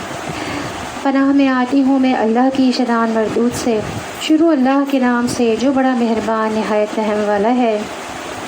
الف لام میم، اس کتاب میں کوئی شک نہیں، متقیوں کو راہ دکھانے والی ہے، جو غیب پر ایمان لاتے ہیں، نماز قائم کرتے ہیں، اور جو ہم نے انہیں رزق دیا اس میں سے خرچ کرتے ہیں۔ تو کس کے لیے ہدایت کی راہ دکھانے والی ہے؟ کس کے لیے؟ متقین کے لیے۔ اور روزہ اور رمضان کا مقصد بھی کیا ہے؟ تقوی اختیار کرنا، تقوی اختیار کرنا اور متقی بننا۔ تو متقیوں کی صفات کیا آ رہی ہیں؟ وہ جو غیب پر ایمان رکھتے ہیں۔ غیب میں کیا کیا چیزیں آتی ہیں؟ اللہ، جو چیز ہمیں نظر نہیں آ رہی لیکن ہمیں اس پر ایمان رکھنا ہے۔ اللہ ہے، فرشتے ہیں، آخرت ہے، جنت ہے، دوزخ ہے، جو پچھلے نبی گزر چکے جنہیں ہم نے نہیں دیکھا، جو کتابیں ہیں پچھلی جنہیں ہم نے نہیں دیکھا، وہ ساری کس پر آ رہی ہیں؟ غیب پر۔ جو ہمیں چیز نظر نہیں آ رہی وہ غیب پر ہے، لیکن ہمارے ایمان کا وہ حصہ ہے۔ جنت، دوزخ، قیامت سب اس میں شامل ہے۔ تو ہمیں غیب پر ایمان رکھنا ہے۔ اگر ہمیں تقوی اختیار کرنا ہے، اگر ہمیں متقین بننا ہے، تو ہمیں اللہ پر، فرشتوں پر، تمام رسولوں پر، کتابوں پر، تمام غیب کی چیزوں پر، فرشتے بھی ان میں شامل ہیں، اس میں جنت دوزخ پر ایمان بھی شامل ہے، اس میں آخرت بھی شامل ہے۔ ان تمام چیزوں پر ہم نے ایمان رکھنا ہے۔ اور کیا کرتے ہیں وہ متقی لوگ؟ نماز قائم کرتے ہیں۔ سب سے بڑی صرف کیا بتائی؟ اللہ تعالیٰ نے روزے کا ذکر نہیں کیا، اللہ تعالیٰ نے حج کا ذکر نہیں کیا، اللہ تعالیٰ نے زکوٰۃ دوسری اس کا ذکر نہیں کیا۔ کس کا ذکر کیا متقیوں کی صفات میں؟ سب سے پہلے نماز کا۔ آپ یقین کریں اللہ کا ذکر جو ہے نا وہ سب سے بڑی عبادت ہے، اور اللہ کے ذکر میں نماز سب سے بہترین ذکر ہے، سب سے بہترین، کہ جس میں ہماری دل، ہماری زبان اور ہماری ایکشن بھی اللہ تعالیٰ کی خشوع و خضوع بیان کر رہے ہوتے ہیں، اللہ تعالیٰ کی تعریف بیان کر رہے ہوتے ہیں۔ تو اس رمضان سے پہلے ہمیں کوشش کرنی ہے کہ ہمیں اپنی نمازوں کو بھی بہترین کرنا ہے، ہمیں وہ صورتیں، ان کے ترجمے یاد کرنے ہیں اچھی طرح سے، تاکہ جب ہم نماز پڑھیں تو ان نمازوں میں ہمیں پتہ ہو کہ ہم کیا پڑھ رہے ہیں، تبھی تو خشوع و خضوع حاصل ہوگا نا، کہ ہمیں پتہ ہو کہ ہم بول کیا رہے ہیں۔ جب ہم رٹی رٹائی چیز پڑھتے رہیں گے، ہمیں پتہ ہی نہیں ہے ہم پڑھ کیا رہے ہیں، وہ خشوع و خضوع حاصل نہیں ہو سکتا ہمیں۔ تو ہمیں اپنی نمازوں کو بھی بہتر کرنا ہے انشاءاللہ۔ اور ہم نے انہیں جو رزق دیا ہے اس میں سے وہ خرچ کرتے ہیں۔ حقوق العباد کی بات آ گئی، نماز کا ذکر ہوا، حقوق اللہ، اور رزق خرچ کرنے کی بات آئی تو کیا ہے؟ حقوق العباد۔ تو کیا ہے متقی لوگوں کی صفات؟ کہ وہ اللہ کے دیے ہوئے رزق میں سے اللہ کے بندوں میں خرچ کرتے ہیں۔ تو غیب پر ایمان رکھنا ہمارے دل کا فعل ہے، نماز قائم کرنا ہمارے اعضاء کا فعل ہے، اور رزق خرچ کرنا بندوں کا حق ہے۔ ہدایت کن کو ملتی ہے؟ جن کے باطن میں اللہ تعالیٰ کی یاد ہو، ایمان اور یقین رکھتے ہوں، ایمان کے تقاضے پورے کرتے ہوں، عملی طور پر عبادات یعنی نماز کا خیال رکھتے ہوں، اور اپنے مال لوگوں پر خرچ کرتے ہوں، اور حقوق العباد کا پوری طرح سے خیال رکھتے ہوں۔ اور جو لوگ ایمان لاتے ہیں اور ان پر جو آپ کی طرف اتارا گیا اور جو آپ سے پہلے اتارا گیا، اور وہ آخر پر بھی یقین رکھتے ہیں۔ تو ہدایت کی شرائط میں سے ایک شرط کیا ہے؟ انسان ہر اس چیز پر ایمان لائے جو محمد صلی اللہ علیہ وآلہ وسلم پر نازل ہوئی۔ آپ صلی اللہ علیہ وآلہ وسلم پر نازل شدہ وحی ایک تو قرآن مجید کی شکل میں تھی، اور دوسرے حکمت و سنت کی شکل میں، جس کو حدیث کا نام بھی دیا جاتا ہے۔ تو ان چیزوں کا علم حاصل کرنا بھی ہمارے لیے بہت ضروری ہے۔ اللہ تعالیٰ نے آپ پر کتاب و حکمت اتاری ہے، اور آپ صلی اللہ علیہ وآلہ وسلم کو وہ سکھایا جسے آپ نہیں جانتے تھے۔ تو اللہ تعالیٰ کا آپ صلی اللہ علیہ وسلم پر بڑا بھاری فضل ہے، اور اس شخص پر اللہ تعالیٰ کا فضل ہو جاتا ہے جس کو آپ صلی اللہ علیہ وآلہ وسلم کی طرف آئی ہوئی وحی سے فیض اٹھانے کا موقع مل جاتا ہے۔ یعنی آپ صلی اللہ علیہ وآلہ وسلم کی تعلیمات سے فائدہ اٹھانا اللہ تعالیٰ کے فضل کو دعوت دینا ہے۔ آپ صلی اللہ علیہ وسلم نے فرمایا، تم ہرگز گمراہ نہیں ہوگے جب تک ان دو چیزوں کو مضبوطی سے تھامے رکھو گے، ایک اللہ کی کتاب اور دوسرا اس کے نبی کی سنت۔ تو یقین سے مراد ایسا ایمان ہے جس میں کوئی شک نہیں ہوتا۔ تو یقین علم کا سب سے بلند ترین درجہ ہے۔ یقین ایک ایسی منزل ہے جس پر پہنچ کر وہ چیزیں نظر آنے لگتی ہیں جو عام نگاہوں سے نظر نہیں آتی۔ اسی لیے آخرت کے لیے لفظ ایمان نہیں یقین آیا ہے، کہ اس پہ یقین رکھو۔ ہم کہہ دیں نا کسی کو کہ تم بھروسہ رکھو، تم یقین رکھو، تو اسی طرح سے آخرت پر کیا ہے؟ یقینون کا لفظ آیا ہے آخرت کے لیے کہ یقین رکھو، کیونکہ اگر ہم یقین رکھیں گے تو پھر ہمارے اعمال جو ہے وہ بہتر ہوں گے۔ آپ کے پاس ایک میسج آیا، اچھا منڈے کو، فرائیڈے کو، تھرسڈے کو میسج آیا، اچھا منڈے کو سیل شروع ہو رہی ہے، گرمی آ گئی ہے، گل احمد کی سیل ہے نا، لان کی سیل ہے، ٹھیک ہے، آپ نے کیا کیا، اچھا منڈے کو تو مجھے جانا ہے، یہ ٹائم ہے سیل میں. آپ نے کیا کیا، منڈے کو تو میرا بچہ اسکول بھی جائے گا، مجھے کھانا بھی پکانا ہے صبح میں. کیا کریں گے ہم؟ پہلے سے تیاری کریں گے نا. جب ہم دنیاوی کاموں کے لیے اتنی تیاری کر لیتے ہیں، جب آخرت کے بارے میں بتایا جا رہا ہے کہ وہ آنی ہی آنی ہے، تو ہم تیاری نہیں کریں گے؟ کیا کرنی ہے نا تیاری. تو اس لیے یقین کہ ہائیسٹ لیول پہ جا کے ہمیں آخرت کی تیاری کرنی ہے. ابو بکر صدیق رضی اللہ عنہ نے لوگوں کو خطاب کرتے ہوئے فرمایا کہ رسول اللہ صلی اللہ علیہ وسلم نے فرمایا، اے لوگوں، بے شک لوگوں کو یقین اور عافیت سے بڑھ کر کوئی چیز عطا نہیں کی گئی ہے، لہٰذا تم اللہ سے ان دونوں چیزوں کا سوال کیا کرو. اللہ ہے، محمد صلی اللہ علیہ وسلم اللہ کے رسول ہیں، یہ کتاب اللہ کی طرف سے آئی ہے، آخرت دن اللہ کے حضور حاضر ہونا ہے، جنت، جہنم، میزان، پل صراط برحق ہے. تو ان سب چیزوں پر پورا یقین رکھتا ہے وہ بہت بڑی نعمت پائے ہوئے ہے. تو اللہ تعالی ہمیں یقین اور عافیت عطا فرمائے، آمین. یہی لوگ اپنے رب کی طرف سے ہدایت پر ہیں اور یہی لوگ فلاح اور نجات پانے والے ہیں، جن کا باطن ظاہر ایک ہے اور لوگوں کے ساتھ معاملات درست ہیں. وہ صدق قلبی پر مبنی ہیں اور جو نبی کی وحی پر ایمان اور آخرت پر یقین رکھتے ہیں، یہی ہدایت پر ہیں. تو ہمیں ہدایت کا معیار دکھا دیا گیا ہے. ہم نے ہدایت مانگی تھی نا سورۃ الفاتحہ میں، تو اللہ تعالیٰ نے شرائط بتا دی کہ یہ شرائط پوری کرو گے تو ہدایت پر ہوگے، اور اگر ہدایت پر ہوگے تو یہی لوگ کامیاب ہونے والے ہیں. ہمیں کامیابی کی کنجی دے دی گئی ہے کہ اگر تم یہ کام کرو گے تو کامیاب ہو جاؤ گے. کافروں کو آپ صلی اللہ علیہ وسلم کا ڈرانا یا نہ ڈرانا برابر ہے. یہ لوگ ایمان نہ لائیں گے. اللہ تعالیٰ نے ان کے دلوں اور کانوں پر مہر لگا دی ہے اور ان کی آنکھوں پر بھی پردہ ہے اور ان کے لیے بڑا ہی عذاب ہے. دلوں پر مہر کب لگ جاتی ہے؟ ایسا کب ہوتا ہے؟ جب حق کو جاننے کے بعد اس کا انکار کر دیا جائے. جب ہمیں کوئی حکم پتہ چل جائے اور اس کے بعد ہم اس کا انکار کر دیں. انکار کرنے کا مطلب کیا ہے؟ ہم اس پر عمل نہ کریں. پردے کے بارے میں بہت افسوس ہوتا ہے خواتین کو. ہم سب کو پتہ ہوتا ہے، سب کو پتہ ہے پردہ کرنا لازمی ہے. چہرے کا پردہ بھی ہے. دیکھیں، چہرہ ہی تو سب سے زیادہ اٹریکٹیو ہے. پردے میں کیا ہے؟ عورت کا جسم تو ہے ہی، چہرہ بھی ہے. اب لوگ اتنے سوال کرتے ہیں چہرہ چھپانا ہے کہ نہیں چھپانا. بھائی جب آپ پورا جسم چھپا رہے ہو، آپ چہرہ بھی چھپا لو. اور اس میں اتنی تعویلیں کیوں ہیں، اتنی حجتیں کیوں ہیں اس میں نا؟ جب اللہ تعالیٰ نے حکم دے دیا کہ کرنا ہے تو کرنا ہے. صحابہ کرام کا کیا طریقہ تھا؟ سمعنا واطعنا، سنتے تھے اور عمل کرتے تھے. تو ہمیں بھی چاہیے جب پردے کا حکم ہے تو ہمیں فوراً سے اس پر عمل کر لینا چاہیے. حق کو جاننے کے بعد اس کا انکار نہیں کرنا. ہم نے گناہوں کی کثرت کی وجہ سے بھی دلوں پر مہر لگ جاتی ہے. جب ہمارے گناہ بہت زیادہ ہو جاتے ہیں نا، ان کی کثرت سے بھی ہمارے دلوں پر مہر لگ جاتی ہے. تو پھر ہمیں علم آ بھی رہا ہوتا ہے لیکن ہمارے دل تک نہیں پہنچ رہا ہوتا. اللہ تعالیٰ ہمیں ان تمام چیزوں سے محفوظ رکھے. بعض کہتے ہیں کہ ہم اللہ پر اور قیامت کے دن پر ایمان رکھتے ہیں، لیکن حقیقت وہ ایمان والے نہیں ہیں. وہ اللہ اور ایمان والوں کو دھوکہ دیتے ہیں، لیکن دراصل وہ خود اپنے آپ کو دھوکہ دے رہے ہیں، باقی سمجھتے نہیں ہیں. منافقین کے بارے میں بات ہو رہی ہے. اللہ تعالیٰ کچھ لوگوں کے ایمان کو مانتے ہی نہیں ہیں کیونکہ وہ سچے دل سے مومن نہیں ہیں. جو وہ کہتے ہیں وہ کرتے نہیں ہیں. منافقین کی عملی زندگی ان کی زبان سے مطابقت نہیں رکھتی. منافق کا زبان سے کہا ہوا لفظ اور اس کا عمل مختلف ہوتا ہے. ان کے دلوں میں بیماری تھی اور اللہ نے انہیں بیماری میں مزید بڑھا دیا، اور ان کے جھوٹ کی وجہ سے ان کے لیے دردناک عذاب ہے. ان کے دلوں میں نفاق اور بعض مفسرین کے نزدیک دنیا کی محبت کی بیماری ہے. دنیا کی طرف جھکاؤ دل کی ایک بیماری ہے جس کی وجہ سے ایمان کی لذت، حلاوت اور چاشنی سے وہ محروم ہو جاتا ہے. اور جب ان سے کہا جاتا ہے کہ زمین میں فساد نہ کرو تو جواب دیتے ہیں کہ ہم تو صرف اصلاح کرنے والے ہیں. تو قول و فعل کا تضاد، جھوٹ بولنا فساد برپا کرتا ہے. وہ اصلاح کے نام پر جھوٹ بولتے ہیں اور تاکہ سب سے بنا کر رکھی جائے، مگر ایسی مصلحتیں حقیقت میں اعتماد خراب کرتی ہیں اور انسان ایسی مشکل میں جا پڑتا ہے جس سے باہر نکلنے کا کوئی راستہ اسے نہیں ملتا. خبردار، یقیناً یہی لوگ فساد کرنے والے ہیں لیکن انہیں شعور نہیں ہے. اور جب ان سے کہا جاتا ہے کہ اور لوگوں کی طرح تم بھی ایمان لے آؤ تو کہتے ہیں کہ ہم ایسا ایمان لائیں جیسا بے وقوف لائے ہیں.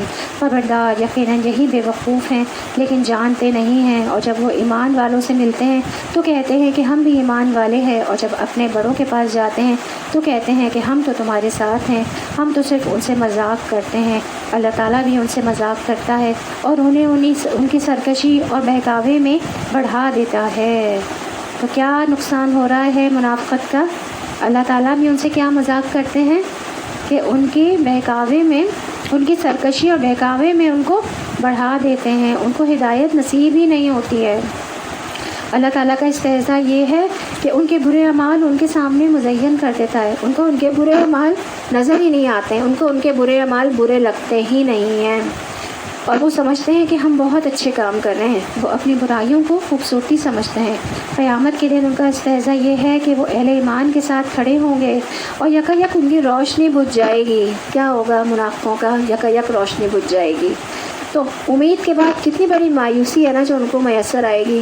کہتے ہیں کہ انسان کا جتنا بڑا ایمان ہوگا اتنی ہی بڑا اس کا نور کا منبع ہوگا، اس کی روشنی ہوگی قیامت کے دن، آخرت کے دن، اس کے نیکیوں کی روشنی ہوگی، اس کے ایمان کی روشنی ہوگی، جو کہ اس کو پل صراط پار کرانے میں بہت، کیونکہ جب ہم پل صراط پار کریں گے نا، گھٹا ٹوپ اندھیرا ہوگا، نیچے جہنم ہوگی اور پورا اندھیرا ہوگا۔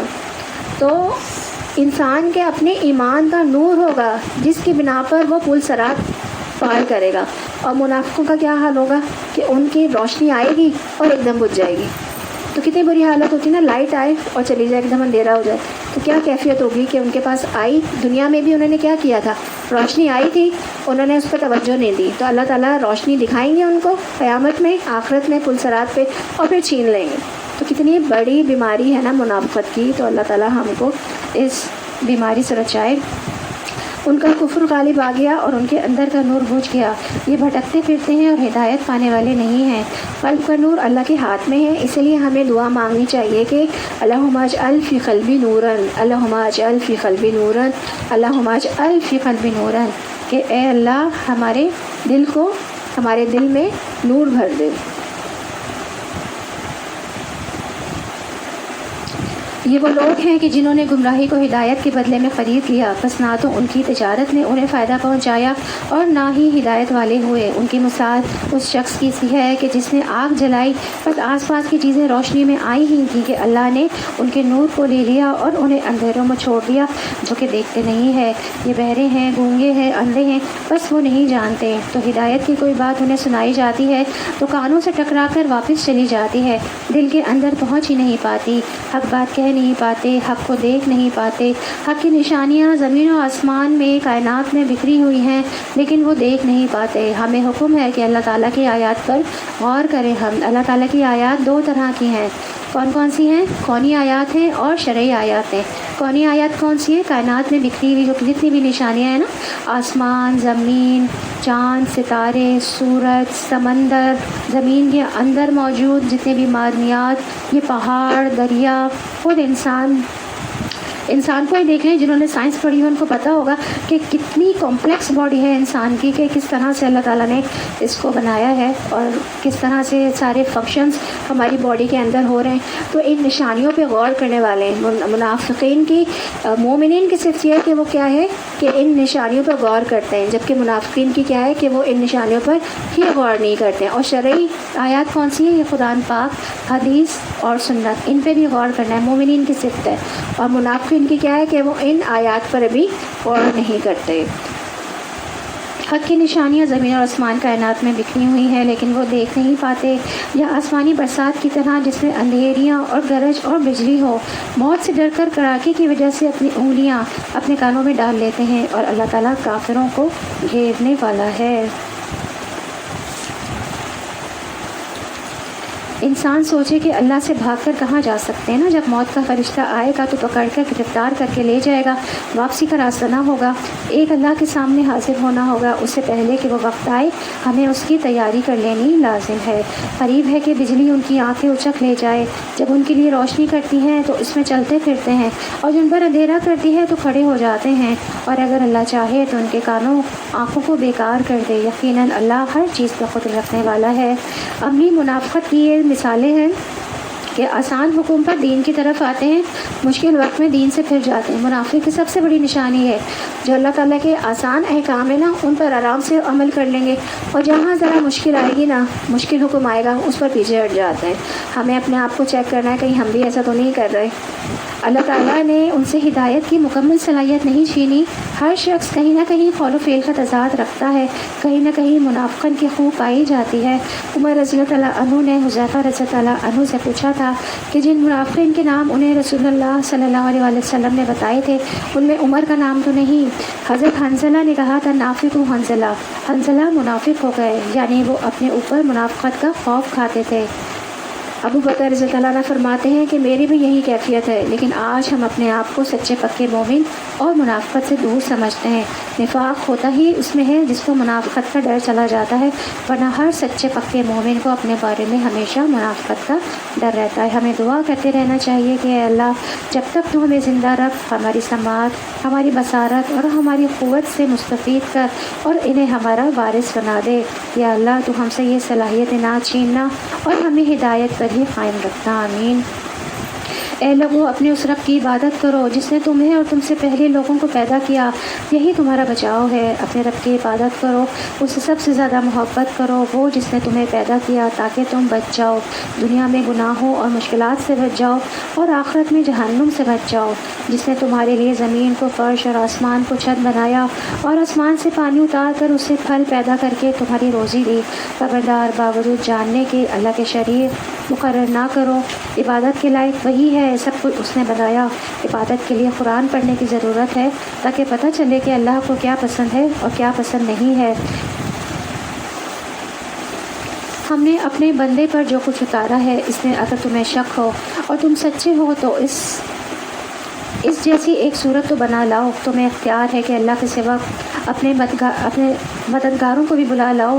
اگر تم نے نہ کیا اور تم ہرگز نہیں کر سکتے تو اس آگ سے بچو جس کا ایندھن انسان اور پتھر ہیں، جو کافروں کے لیے تیار کی گئی ہے۔ تو قرآن جیسی کوئی چیز انسان نہیں بنا سکتا، یہ اللہ تعالیٰ کی طرف سے ایک چیلنج ہے۔ اگر قرآن کے بغیر زندگی بسر کی تو اللہ تعالیٰ کو ناراض کر کے گئے تو ہمارا انجام کیا ہوگا؟ انتہائی بھیانک ہوگا۔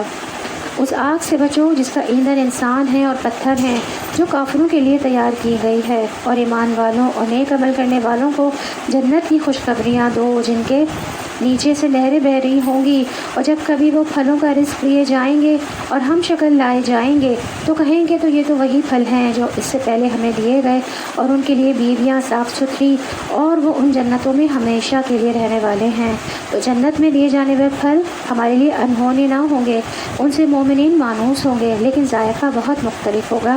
وہاں ان کے لیے ظاہری اور باطنی طور پر پاکیزہ بیویاں ہوں گی، وہ ہمیشہ کی زندگی ہے، اس کے لیے ہمیں تیاری کرنی ہے۔ اس جنت کے لیے کیا شرط لگائی گئی ہے؟ ایمان کے بعد عمل صالح۔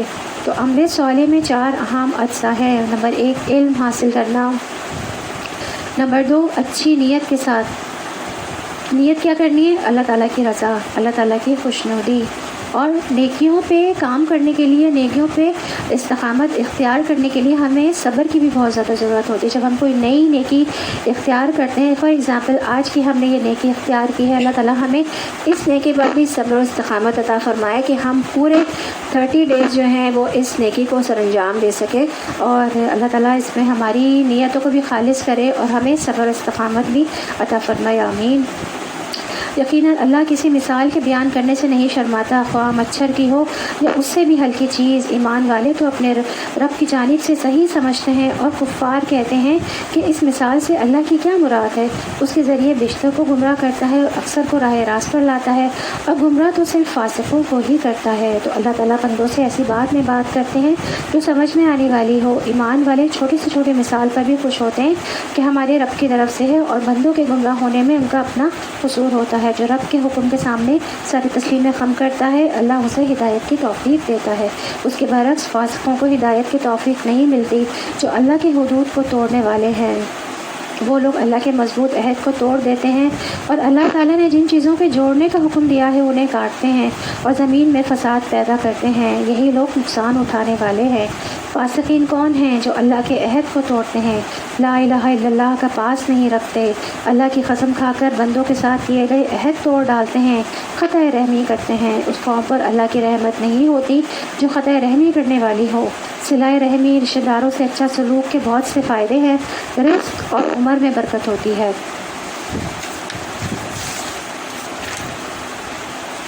حسن سلوک یہ ہے کہ ہر حال میں اچھا کرنا ہے ہم نے۔ ایسا کرنے والے کا اچھا عمل لوگوں کے رویے کے تابع نہیں ہوتا۔ اگر ہمارے رشتہ دار ہمارے ساتھ اچھے نہیں ہیں تو ہمیں کوشش کرنی ہے کہ ہم ان کے ساتھ حتی الامکان اچھے ہی بن کے رہیں۔ اگر وہ بھی برے ہیں اور ہم بھی برے بن جائیں گے تو ہم میں اور ان میں کوئی فرق رہے گا؟ کوئی فرق نہیں رہے گا نا۔ تو برائی کے بدلے میں ہم اگر نیکی اختیار کرتے رہیں گے تو اللہ تعالیٰ ہمیں اس کا بہت اچھا اجر عطا فرمائیں گے۔ اور 2 فائدے بھی بتائے نا اللہ تعالیٰ نے، رزق میں برکت اور عمر میں برکت، رزق میں برکت اور عمر میں برکت۔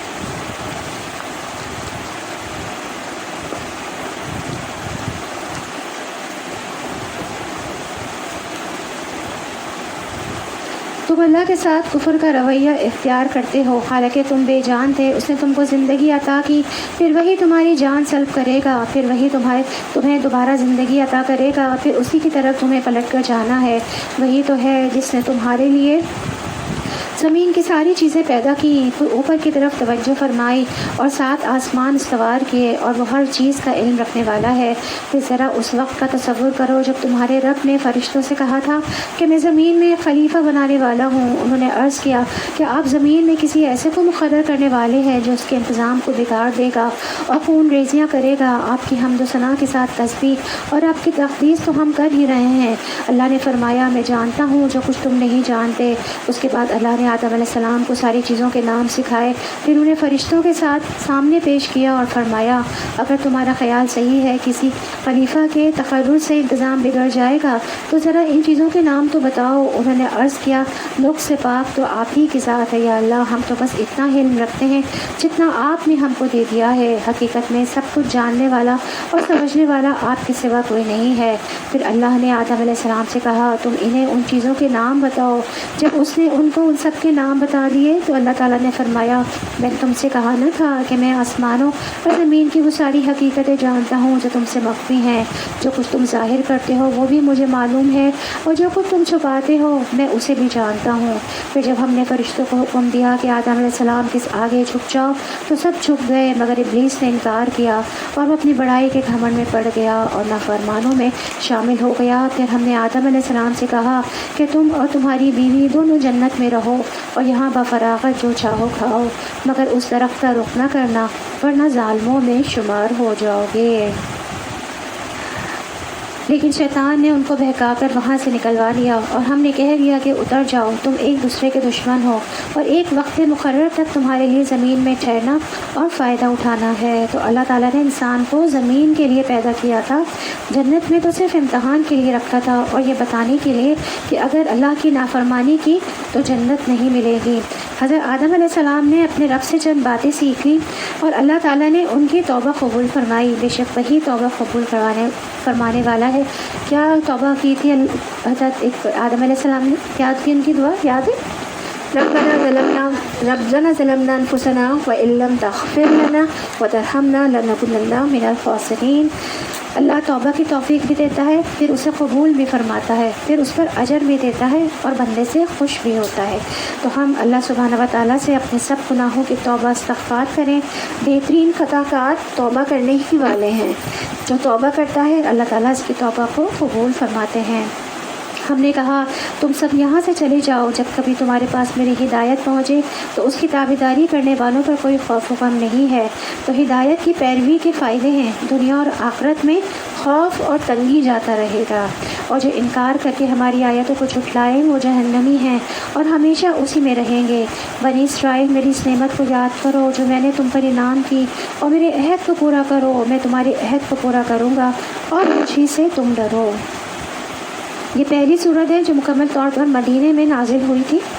اللہ نے بنی اسرائیل کی طرف بہت سے انبیاء بھیجے اور آخری نبی کو تمام انسانوں کی طرف مبعوث کیا، جن میں بنی اسرائیل بھی شامل ہے، اس لیے ان سے بھی خطاب ہے، ان کو بھی سمجھایا جا رہا ہے۔ اللہ کا عہد ہے کہ اگر تم عمل کرو گے تو وہ تم کو جنت میں داخل کرے گا اور دنیا میں بھی عزت بخشے گا۔ اور اس کتاب پر ایمان لاؤ جو میں نے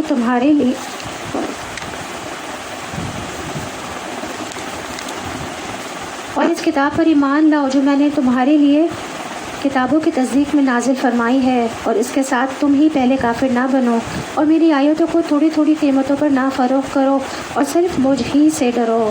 تو دنیا کے فائدوں کی خاطر اپنا دین نہیں بیچنا، حق کو واضح کرو اور حق کو باطل کے ساتھ غلط ملت نہ کرو، اور نمازوں کو قائم کرو اور زکوٰۃ ادا کرو، اور رکوع کرنے والوں کے ساتھ رکوع کرو۔ تو سب سے اہم ترین عبادت جس کا بار بار ذکر آ رہا ہے وہ کیا ہے؟ نماز قائم کرنا۔ کیا لوگوں کو بھلائیوں کا حکم کرتے ہو اور خود اپنے آپ کو بھول جاتے ہو، باوجود یہ کہ تم کتاب پڑھتے ہو؟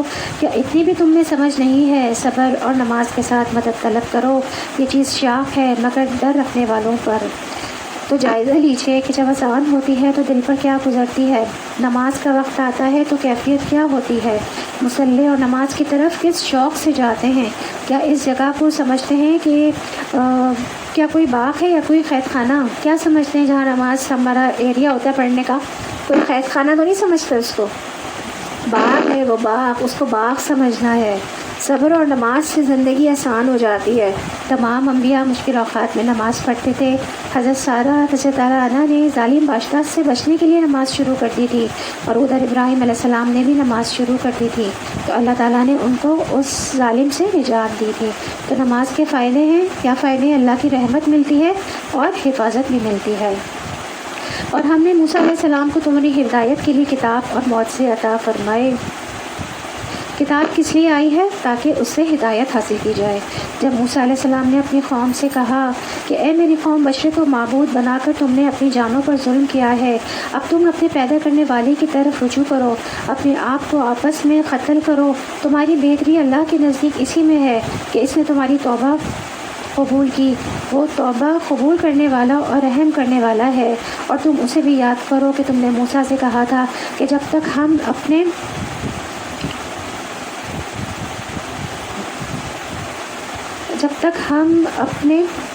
رب کو نہیں دیکھ لیں گے ہرگز ایمان نہیں لائیں گے۔ سزا میں تم پر تمہارے دیکھتے ہوئے بجلی گری ہے۔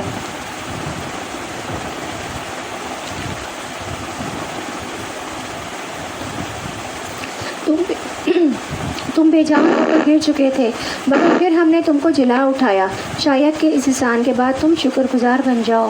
ہم نے تم پر ابر کا سایہ کیا، من و سلوہ کی غذا تمہارے لیے فراہم کی، اور تم سے کہا کہ جو پاک چیزیں ہم نے تمہیں بخشی ہیں انہیں کھاؤ، مگر تمہارے اسلاف نے جو کچھ کیا وہ ہم پر ان کا ظلم نہ تھا بلکہ انہوں نے اپنے آپ پر ہی ظلم کیا۔ پھر یاد کرو جب تم نے کہا تھا کہ یہ بستی جو تمہارے سامنے ہے اس میں داخل ہو جاؤ، اس کی پیداوار جس طرح چاہو مزے سے کھاؤ، مگر بستی کے دروازے میں سجدہ ریز ہوتے ہوئے داخل ہونا اور کہتے جانا حطۃ حطۃ، ہم تمہاری خطاؤں سے درگزر کریں گے اور نیکوکاروں کو مزید فضل و کرم سے نوازیں گے۔ مگر جو بات ان سے کہی گئی تھی ظالموں نے اسے بدل کر کچھ اور کر دیا۔ آخرکار ہم نے ظلم کرنے والوں پر آسمان سے عذاب نازل کیا، یہ سزا تھی ان نافرمانیوں کی جو وہ کر رہے تھے۔ یاد کرو جب موسیٰ نے اپنی قوم کے لیے پانی کی دعا کی تو ہم نے کہا کہ فلاں چٹان پر اپنا عصا مارو، چنانچہ اسے 12 چشمے پھوٹ نکلے، اور ہر قبیلے نے جان لیا کہ کون سی جگہ اس کے پانی لینے کی ہے۔ اس وقت یہ ہدایت کر دی گئی تھی کہ اللہ کا دیا ہوا رزق کھاؤ پیو اور زمین میں فساد نہ پھیلاتے پھرو۔ یاد کرو جب تم نے کہا تھا کہ اے موسیٰ، ہم ایک ہی طرح کے کھانے پر صبر نہیں کر سکتے، اپنے رب سے دعا کرو کہ ہمارے لیے زمین کی پیداوار، ساگ، ترکاری، کھیرا، ککڑی، گیہوں، لہسن، پیاز، دال وغیرہ پیدا کرے۔ تو موسیٰ نے کہا کہ کیا ایک بہتر چیز کے بجائے تم ادنا درجے کی چیزیں لینا چاہتے ہو؟ اچھا، کسی شہری آبادی میں جا رہو، جو کچھ تم مانگتے ہو وہاں مل جائے گا۔ آخرکار نوبت یہاں تک پہنچی کہ ذلت و خواری اور پستی و بدحالی ان پر مسلط ہو گئی اور وہ اللہ کے غضب میں گر گئے۔ یہ نتیجہ تھا اس کا کہ وہ اللہ کی آیات سے کفر کرنے لگے اور پیغمبروں کو ناحق قتل کرنے لگے۔ یہ نتیجہ تھا ان کی نافرمانیوں کا اور اس بات کا کہ وہ حدود شرع سے نکل جاتے تھے۔ تو پتہ چلتا ہے کہ اللہ کی پسندیدہ امت بنی اسرائیل نے کیا کیا تھا، اللہ کی نافرمانی کی تو اس کو پکڑ لیا گیا۔ تو اس بات کا ذکر یہاں پہ کیوں کیا جا رہا ہے؟ تاکہ ہم سبق سیکھیں۔ اس بات کا ہم فخر نہ کرتے رہیں کہ ہم امت محمدی میں سے ہے، بلکہ وہ کام کریں کہ قیامت کے دن نبی صلی اللہ علیہ وآلہ وسلم کے سامنے شرمندہ نہ ہو کہ یہ تھی وہ امت جس نے دین میں نئے طریقے نجات کر لیے تھے۔ اس دین پر چلنا ہے جو اللہ تعالیٰ نے محمد صلی اللہ علیہ وآلہ وسلم کے ذریعے ہمیں دیا، اور اطاعت کرنی ہے۔ یاد رکھیے، تقویٰ کے معنی ہے کہ گناہوں سے بچنا اور آخرت میں عذاب سے بچنا۔ گناہ چھوٹا ہو یا بڑا، اس سے بچنا چاہیے۔ ایک گناہ دوسرے گناہ کو کھینچ لاتا ہے، اور یوں انسان نافرمانیوں کے دلدل میں پھنستا چلا جاتا ہے، اللہ کے غضب کا مستحق ہو جاتا ہے۔ بنی اسرائیل کے ساتھ کچھ ایسا ہی معاملہ ہوا تھا۔ ہم مسلمان ہوں، یہودی ہوں، نصارہ ہوں، سامی ہوں، جو کوئی بھی ہو، اللہ تعالیٰ پر اور قیامت کے دن پر ایمان لائے اور نیک عمل کرے، ان کے لیے اجر ان کے پاس ہے، اور ان پر نہ تو کوئی خوف ہے اور نہ ہی کوئی اداسی ہے۔ تو اجر ملنے کی شرط کیا ہے؟ ایمان کے ساتھ عمل صالح، گناہوں سے بچ کر اطاعت اور فرمانبرداری کی زندگی گزارنا۔ جب ہم نے تم سے وعدہ لیا اور تم پر طور پہاڑ لا کھڑا کیا اور کہا جو ہم نے تمہیں دیا ہے اسے مضبوطی سے تھام لو، اور جو کچھ اس میں ہے اسے یاد کرو تاکہ تم بچ سکو۔ تو بنی اسرائیل کے سر پر پہاڑ کو مسلط کر کے کہا گیا کہ جو کتاب ہدایت دی گئی ہیں ان کو پکڑ لو۔ اور ہمارے لیے کیا حکم ہے؟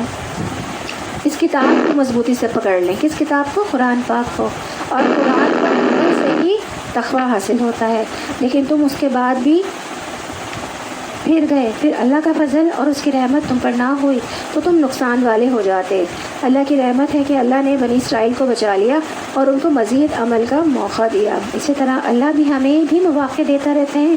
ہماری زندگی میں بھی اللہ کی طرف متوجہ کرنے کے لیے مشکلات اور پریشانیاں آتی رہتی ہیں، تاکہ ہم اپنے غلطیوں کو دیکھیں، ان پر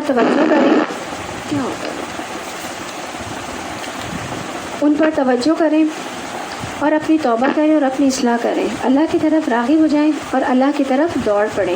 لیکن ساری تکلیفیں آنے کے بعد ہم انہی میں گم ہو جاتے ہیں۔ ذرا سی پریشانیاں آتی ہیں، ہم سب کچھ چھوڑ دیتے ہیں، یہاں تک کہ ہم نمازیں بھی چھوڑ دیتے ہیں، اتنا ڈپریشن میں ہم لوگ چلے جاتے ہیں، تو ہم ان پریشانیوں تکلیفوں میں ہی گم ہو جاتے ہیں۔ تو اللہ کے ساتھ ہمارا تعلق مضبوط نہیں ہوتا، تو یہ ایک وارننگ ہے، خطرے کی گھنٹی ہے۔ ہر مشکل آنے پر یہ سوچیے کہ یہ مشکل مجھے اللہ سے قریب کرنے کے لیے آئی ہے، اللہ سے دور کرنے کے لیے نہیں آئی ہے۔ تو خوش قسمت ہے وہ کہ جس پر تکلیف آئے اور وہ اس کے ذریعے سے اللہ تعالیٰ سے قریب ہو جائے۔ یہی معیار ہونا چاہیے کہ جب کوئی مشکل پیش آئے تو اس کو اللہ کا فیصلہ سمجھ کر قبول کریں، اور اس کو دور کرنے کے لیے دوا بھی کریں اور دعا بھی کریں۔ جب تکلیف دور ہو جائے تو اللہ کی مزید اطاعت کر کے اس کی شکر گزاری کریں۔ اور یقیناً تمہیں ان لوگوں کا علم بھی ہے جو تم سے میں سے ہفتے کے بارے میں حد سے بڑھ گئے تھے، اور ہم نے بھی کہہ دیا کہ تم ذلیل بندر بن جاؤ۔ اسے ہم نے اگلے پچھلوں کے لیے عبرت کا سبب بنا دیا اور پرہیزگاروں کے لیے واعظ و نصیحت کا۔ بنی اسرائیل کے قصے سے اپنے تقویٰ کا ہمیں جائزہ لینا ہے۔ جان لیجئے کہ اللہ تعالیٰ کو کوئی دھوکہ نہیں دے سکتا۔ یہ سب کا ایک قانون تھا نا، کہ جن کو منع کیا گیا تھا کہ انہیں ہفتے کے دن نہیں پکڑ، اور وہ اسی دن ہی پکڑ رہے ہوتے تھے نا مچھلیاں، تو انہوں نے کیا کیا تھا؟ نافرمانی کی تھی نا، تو کیا کیا تھا؟ اللہ تعالیٰ نے ذلیل و خوار کر کے انہیں بندر بنا دیا۔ اور حضرت موسیٰ علیہ السلام نے جب اپنی قوم سے کہا کہ اللہ تمہیں ایک گائے ذبح کرنے کا حکم دیتا ہے، تو انہوں نے کہا کہ ہم سے مذاق کیوں کرتے ہو؟ تو آپ نے جواب دیا کہ دنیا میں ایسا جاہل ہونے سے اللہ کی پناہ پکڑتا ہوں۔ کس نے؟ حضرت موسیٰ علیہ السلام نے جواب دیا۔ تو بعد پر لوگوں کا مذاق اڑانے لگے تھے، وہ جو بنی اسرائیل تھی نا، حضرت موسیٰ علیہ السلام کا مذاق اڑانے لگے تھے کہ تم ہمیں ایک گائے ذبح کرنے کا حکم دیتے ہو۔ تو اللہ تعالیٰ نے کیوں اس گائے ذبح کرنے کا حکم دیا تھا؟ کیونکہ ان کے دل میں گائے کی محبت بہت زیادہ بڑھ گئی تھی، تو اس محبت کو ختم کرنے کے لیے اللہ تعالیٰ نے انہیں حکم دیا کہ وہ گائے کو ذبح کریں۔ جب وہ ذبح کریں گے تو ان کے دل سے اس کی محبت ختم ہونے کے چانسز ہیں۔ تو بات پر لوگوں کا مذاق اڑانا جہالت کی علامت اور بد اخلاقی کے قسم ہے۔ کسی کی شکل کا، لباس کا، بولنے کا، غلط لفظ کا مذاق بھی نہیں اڑانا چاہیے، اور کسی کی نقلیں بھی نہیں اتارنی چاہیے۔ انہوں نے کہا کہ اے موسیٰ، دعا کیجئے کہ اللہ تعالیٰ ہمارے لیے اس کا حلیہ بیان کر دے۔ آپ نے فرمایا سنو، وہ گائے نہ تو بالکل بڑھیا ہوگی نہ بچہ، بلکہ درمیانی عمر کی نوجوان ہوگی، اور اب جو حکم دیا جا رہا ہے اسے بجا لاؤ۔ بنی اسرائیل ایک لمبے عرصے تک فرعونیوں کے ساتھ رہے جو گائے کی پوجا کرتے تھے، تو ان کے اندر بھی گائے کی محبت پیدا ہو گئی تھی۔ انسان پر صحبت کا اثر ہوتا ہے، تو ماحول کے اثرات ہوتے ہیں۔ جو چیزیں پسند نہیں ہوتی جب دیکھتے ہیں کہ سبھی پسند کر رہے ہیں تو پھر ان کی ناپسندیدگی کا اثر انسان کے اندر سے نکل جاتا ہے۔ ہمارا حال دیکھیں نا، ہمارا کیا حال ہے، ہم کتنے عرصے ہندوؤں کے ساتھ رہے ہیں، ہماری شادی بیاہ دیکھ رہے ہیں، ہندوؤں کا اثر ہے کہ نہیں ہے، مائیوں مہندی یہ سب کیا ہے، ہندوانہ رسمیں ہیں ساری، تو صحبت کا بہت زیادہ اثر ہوتا ہے۔ اس لیے ہمیں بھی چاہیے مسلمانوں کو کہ زیادہ سے زیادہ مومنین کی صحبت اختیار کریں تاکہ ان کی جو عادات ہیں وہ ہمارے اندر آ سکیں۔ تو بنی اسرائیل کو خالص کرنے کے لیے اللہ تعالیٰ نے ان کا امتحان لیا تھا۔ آزمائشی اور امتحان خالص کرنے کے لیے آتے ہیں، تو بندے کو اللہ کے قریب کرنے کے لیے بھی آتے ہیں۔ گائے ذبح کرنے کا حکم کیوں دیا گیا؟ تاکہ دیکھا جائے کہ ان کے اندر عبودیت کا کتنا جذبہ موجود ہے۔ جب اللہ تعالیٰ کے کسی حکم پر عمل کرنا مشکل ہو جاتا ہے، خوف ہو گیا،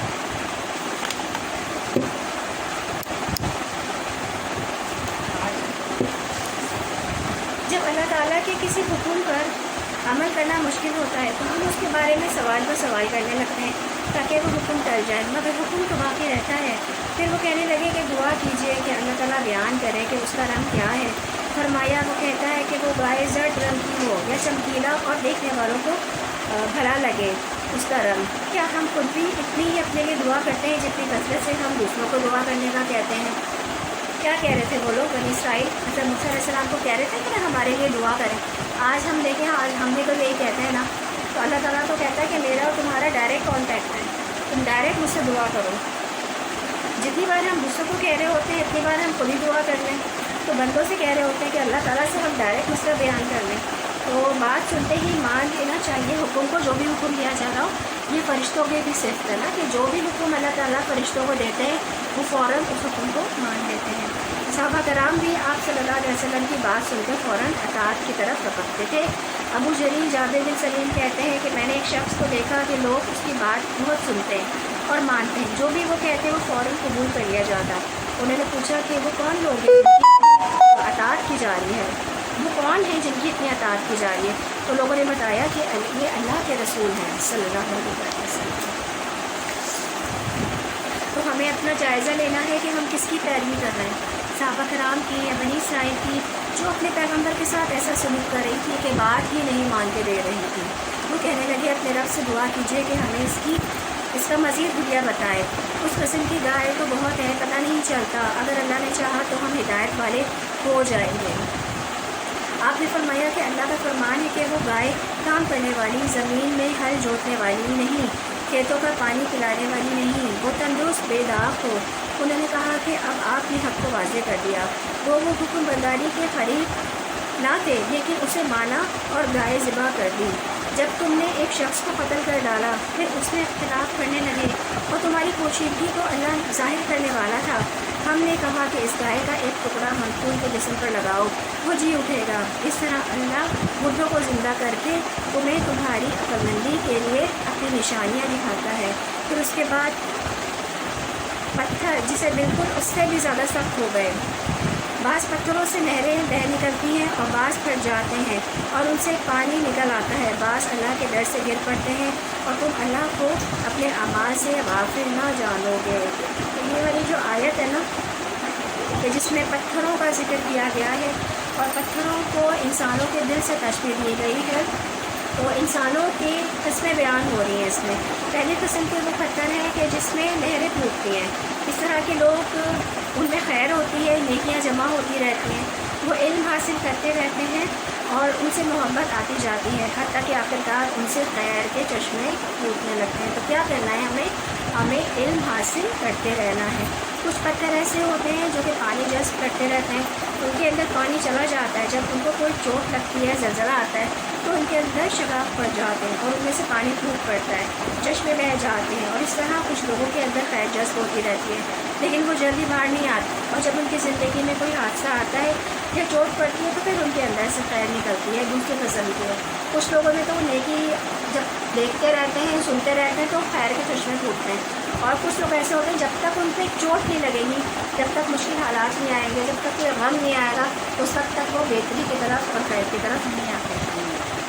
تیسرے قسم کے پتھر وہ ہیں کہ جب کوئی زلزلہ وغیرہ آتا ہے یا پہاڑوں سے پتھر لڑک رہے ہوتے ہیں تو اللہ کی خشیت سے لڑک رہے ہوتے ہیں اور بظاہر اسباب کے ساتھ لڑک رہے ہیں، لیکن ان کے اندر بھی اللہ کی خشیت ہوتی ہے. تو کچھ لوگ پتھروں کی طرح سخت نظر آتے، لیکن جب اللہ کا ڈر آتا ہے تو وہ جھک جاتے ہیں اور اللہ کی طرف رجوع کرتے ہیں، اللہ کی طرف توبہ کرتے ہیں. پتھر بھی توبہ کرتے ہیں، آنسو بہاتے ہیں، پتھر بھی خیر پہنچاتے ہیں، پانی نکالتے ہیں. اور پانی کیا ہے؟ پانی زندگی ہے. اسی طرح انسانوں کے بارے میں بدگمان بھی نہیں ہونا چاہیے ہمیں، ان میں بھی خیر چھپی ہوئی ہوتی ہے جو کسی بھی وقت سامنے آ سکتی ہے.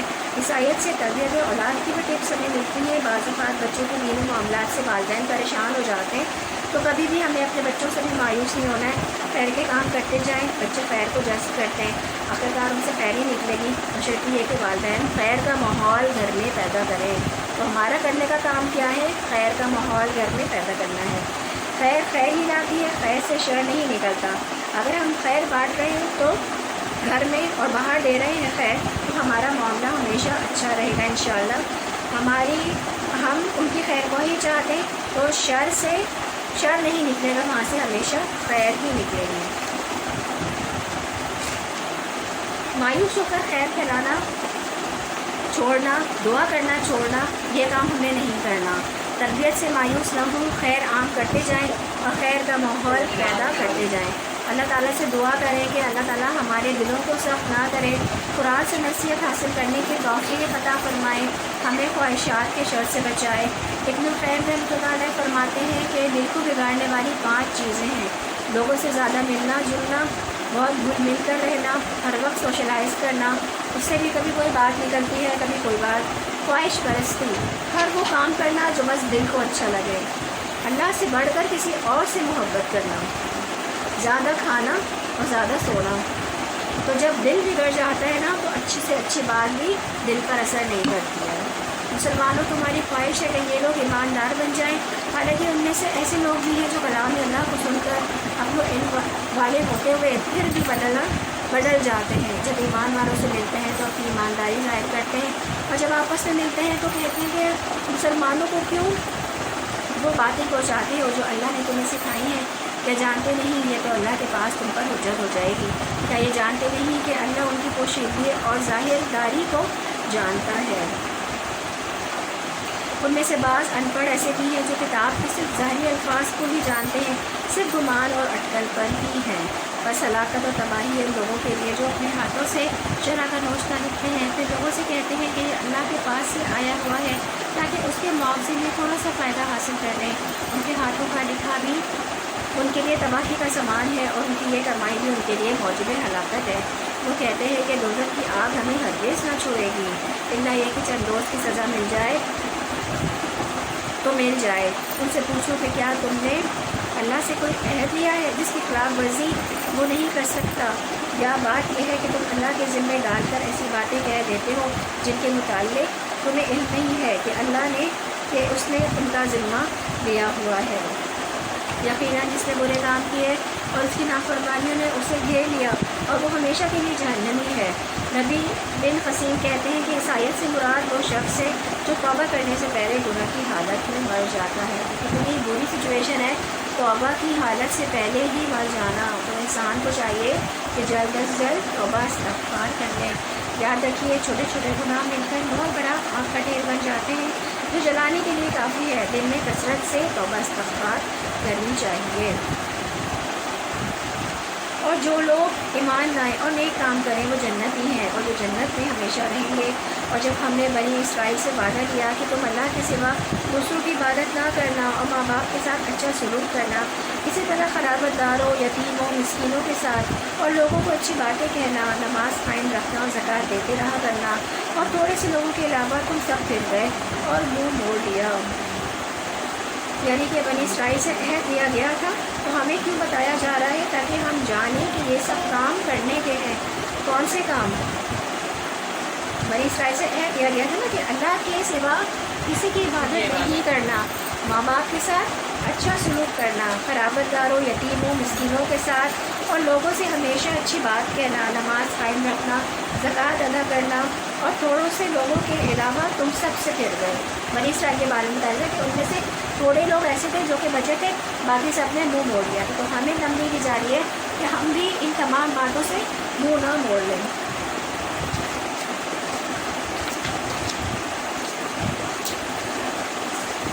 اللہ کی بندگی کے بعد والدین کے ساتھ حسن سلوک کا حکم دیا گیا ہے۔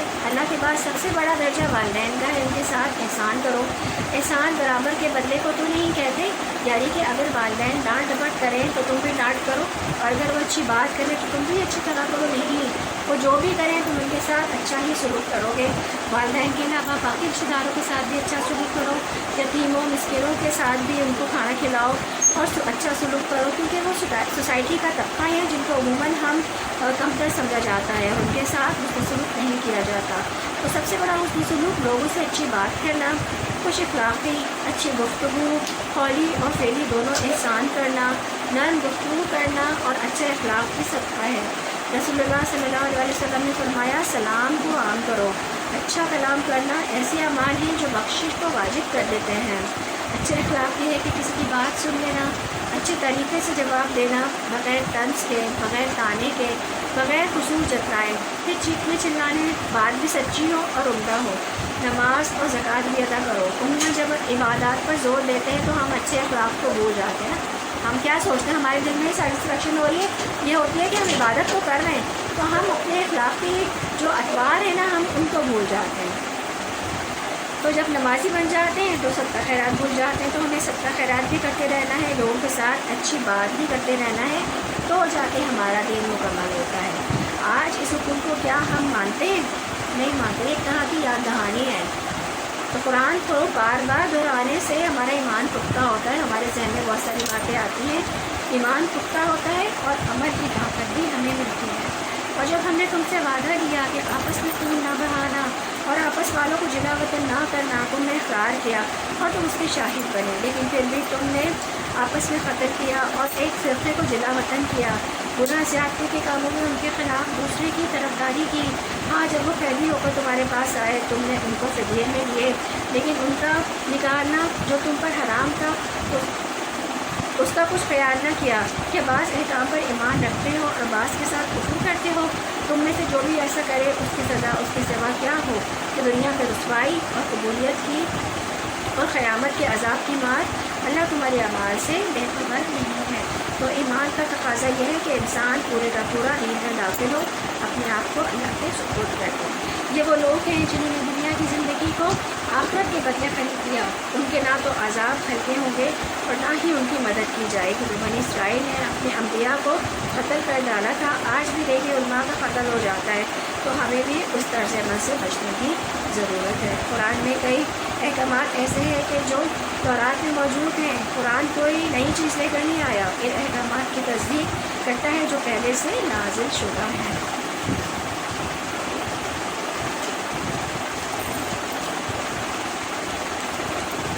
ہم نے موسیٰ کو کتاب دی، اس کے بعد پھر طرف کے رسول بھیجے، آخرکار عیسیٰ ابن مریم کو روشن نشانیاں دے کر بھیجا اور روح پاک سے اس کی مدد کی۔ پھر یہ تمہارا کیا ڈھنگ ہے کہ جب بھی کوئی رسول تمہاری خواہشات نفس کے خلاف کوئی چیز لے کر تمہارے پاس آیا تو تم نے اس کے مقابلے میں سرکشی کی، کسی کو جھٹلایا اور کسی کو قتل کر ڈالا۔ وہ کہتے ہیں ہمارے دل محفوظ ہیں، نہیں، اصل بات یہ ہے کہ ان کے کفر کی وجہ سے ان پر اللہ کی پھٹکار پڑی ہے، اس لیے وہ کبھی ایمان لاتے ہیں۔ اور اب جو ایک بات اللہ کی طرف سے ان کے پاس آئی ہے اس کے ساتھ ان کا کیا برتاؤ ہے، باوجود یہ کہ اس کتاب کی تصدیق کرتی ہے جو اس سے پہلے موجود تھی ان کے پاس، باوجود یہ کہ ان کی آمد سے پہلے وہ خود کفار کے مقابلے میں فتح و نصرت کی دعائیں مانگا کرتے تھے، مگر وہ جب چیز ان کے پاس آ گئی جسے وہ پہچان بھی گئے تو انہوں نے اسے ماننے سے انکار کر دیا۔ خدا کی لعنت منکرین پر کیسا برا ذریعہ ہے جس سے یہ اپنے نفس کی تسلی حاصل کرتے ہیں کہ جو ہدایت اللہ نے نازل کی اس کو قبول کرنے سے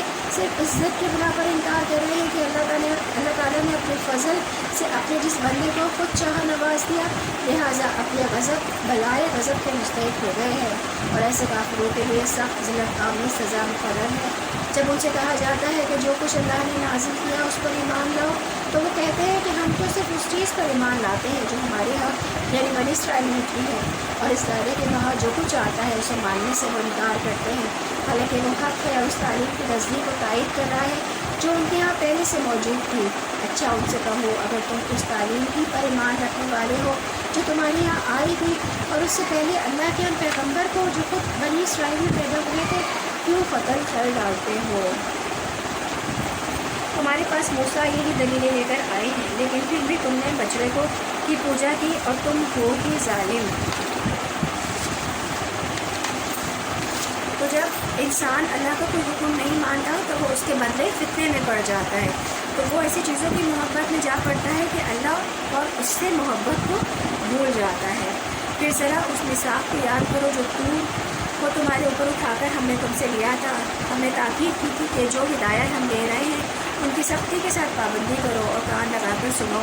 اور تمہارے اسلاف نے کہا کہ ہم نے سن لیا مگر مانیں گے نہیں، اور ان کی باطل پرستی کا یہ حال تھا کہ دلوں میں ان کے بچڑا ہی بسا ہوا تھا۔ کہو اگر تم مومن ہو تو یہ عجیب ایمان ہے جو ایسی بری حرکات کا تمہیں حکم دیتا ہے۔ ان سے کہو کہ اگر واقعی اللہ کے نزدیک آخرت کا گھر ان تمام انسانوں کو چھوڑ کر صرف تمہارے لیے مخصوص ہے، تب تمہیں چاہیے کہ موت کی تمنا کرو اگر تم اپنے اس خیال میں سچے ہو۔ تو ہماری طرح بنی اسرائیل کا بھی یہ عقیدہ تھا کہ جنت ان کے لیے ہے۔ یاد رکھیے اللہ سے امید رکھنی چاہیے کہ وہ سارے گناہ معاف کر دے گا، لیکن اس کا ڈر ہونا بھی بہت ضروری ہے۔ آدم علیہ السلام کو صرف ایک لقمے کی وجہ سے جنت سے نکال دیا گیا تھا۔ ابلیس کو صرف ایک سجدہ نہ کرنے کی وجہ سے اللہ کی رحمت سے دور کر دیا گیا۔ حدیث میں آتا ہے ایک شخص منہ سے کوئی ایسی بات نکالتا ہے جس کی وجہ سے وہ جہنم میں 70 سال کی مسافت پر چلا جاتا ہے۔ ایک غلط بات سوچ، ہم کتنے خطرے میں، لیکن ہم اللہ تعالیٰ سے ڈرتے ہیں۔ یقین جانو کہ یہ کبھی اس کی تمنا نہ کریں گے، اس لیے کہ اپنے ہاتھوں جو کما کر انہوں نے وہاں بیچا ہے اس کا اقتضا یہی ہے کہ یہ وہاں جانے کی تمنا نہ کریں۔ اللہ ان ظالموں کے حال سے خوب واقف ہے، تو انہیں سب سے بڑھ کر جینے کا حریص پاؤ گے، حتیٰ کہ یہ اس معاملے میں مشرکوں سے بھی بڑے ہوئے ہیں۔ ان میں سے ایک ایک شخص یہ چاہتا ہے کہ کسی طرح سے 1000 برس گئے، حالانکہ لمبی عمر بہرحال اسے عذاب سے دور تو نہیں بھیج سکتی۔ جیسے کچھ اعمال یہ کر رہے تھے اللہ تو انہیں دیکھ ہی رہا ہے۔ ان سے کہو کہ جو کوئی جبریل سے دعوت رکھتا ہے اسے معلوم ہونا چاہیے کہ جبریل نے اللہ ہی کے ذن سے یہ قرآن تمہارے قلب پر نازل کیا، جو پہلے آئی ہوئی کتابوں کی تصدیق و تائید کرتا ہے اور ایمان لانے والوں کو بھی ہدایت اور کامیابی کی بشارت بن کر آیا ہے۔ اگر جبریل سے ان کی دعوت کا سبب یہی ہے تو کہہ دو جو اللہ اور اس کے فرشتوں اور اس کے رسولوں اور جبریل اور میکائیل کے دشمن ہیں، اللہ ان کافروں کا دشمن ہے۔ ہم نے تمہاری طرف ایسی آیات نازل کی ہے جو صاف صاف حق کا اظہار کرنے والی ہیں، اور ان کی پیروی سے صرف وہی لوگ انکار کرتے ہیں جو فاسق ہیں۔ کیا ہمیشہ ایسا ہی نہیں ہوتا رہا ہے کہ جب انہوں نے کوئی عہد کیا تو ان میں سے ایک نہ ایک گروہ نے اسے ضرور ہی بالائے طاق رکھا، بلکہ ان میں سے اکثر ایسے ہی ہیں جو سچے دل سے ایمان نہیں لاتے، اور جب ان کے پاس اللہ کی طرف سے کوئی رسول اس کتاب کی تصدیق و تائید کرتا ہوا آیا اور ان کے یہاں پہلے سے موجود تھی تو ان پہلی کتاب میں سے ایک گروہ نے کتاب کی اور اللہ کو اس طرح پسے پشت کر ڈالا کہ گویا وہ کچھ جانتے ہی نہیں ہیں۔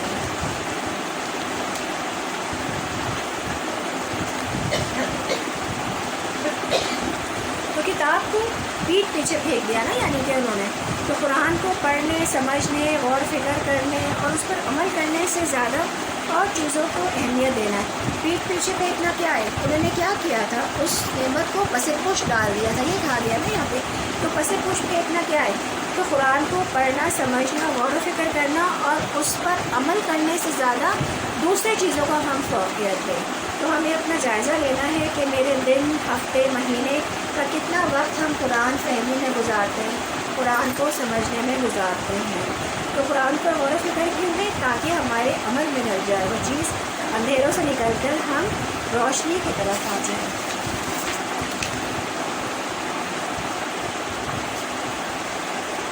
اور لگے ان چیزوں کی پیروی کرنے جو شیاطین سلیمان کی سلطنت کا نام لے کر پیش کیا کرتے تھے، حالانکہ سلیمان نے کبھی کفر نہیں کیا۔ کفر کے مرتکب تو وہ شیاطین تھے جو لوگوں کو جادوگری کی تعلیم دیتے تھے، وہ پیچھے پڑے اس چیز کے جو بابل میں 2 فرشتوں ہاروت و ماروت پر نازل کی گئی تھی۔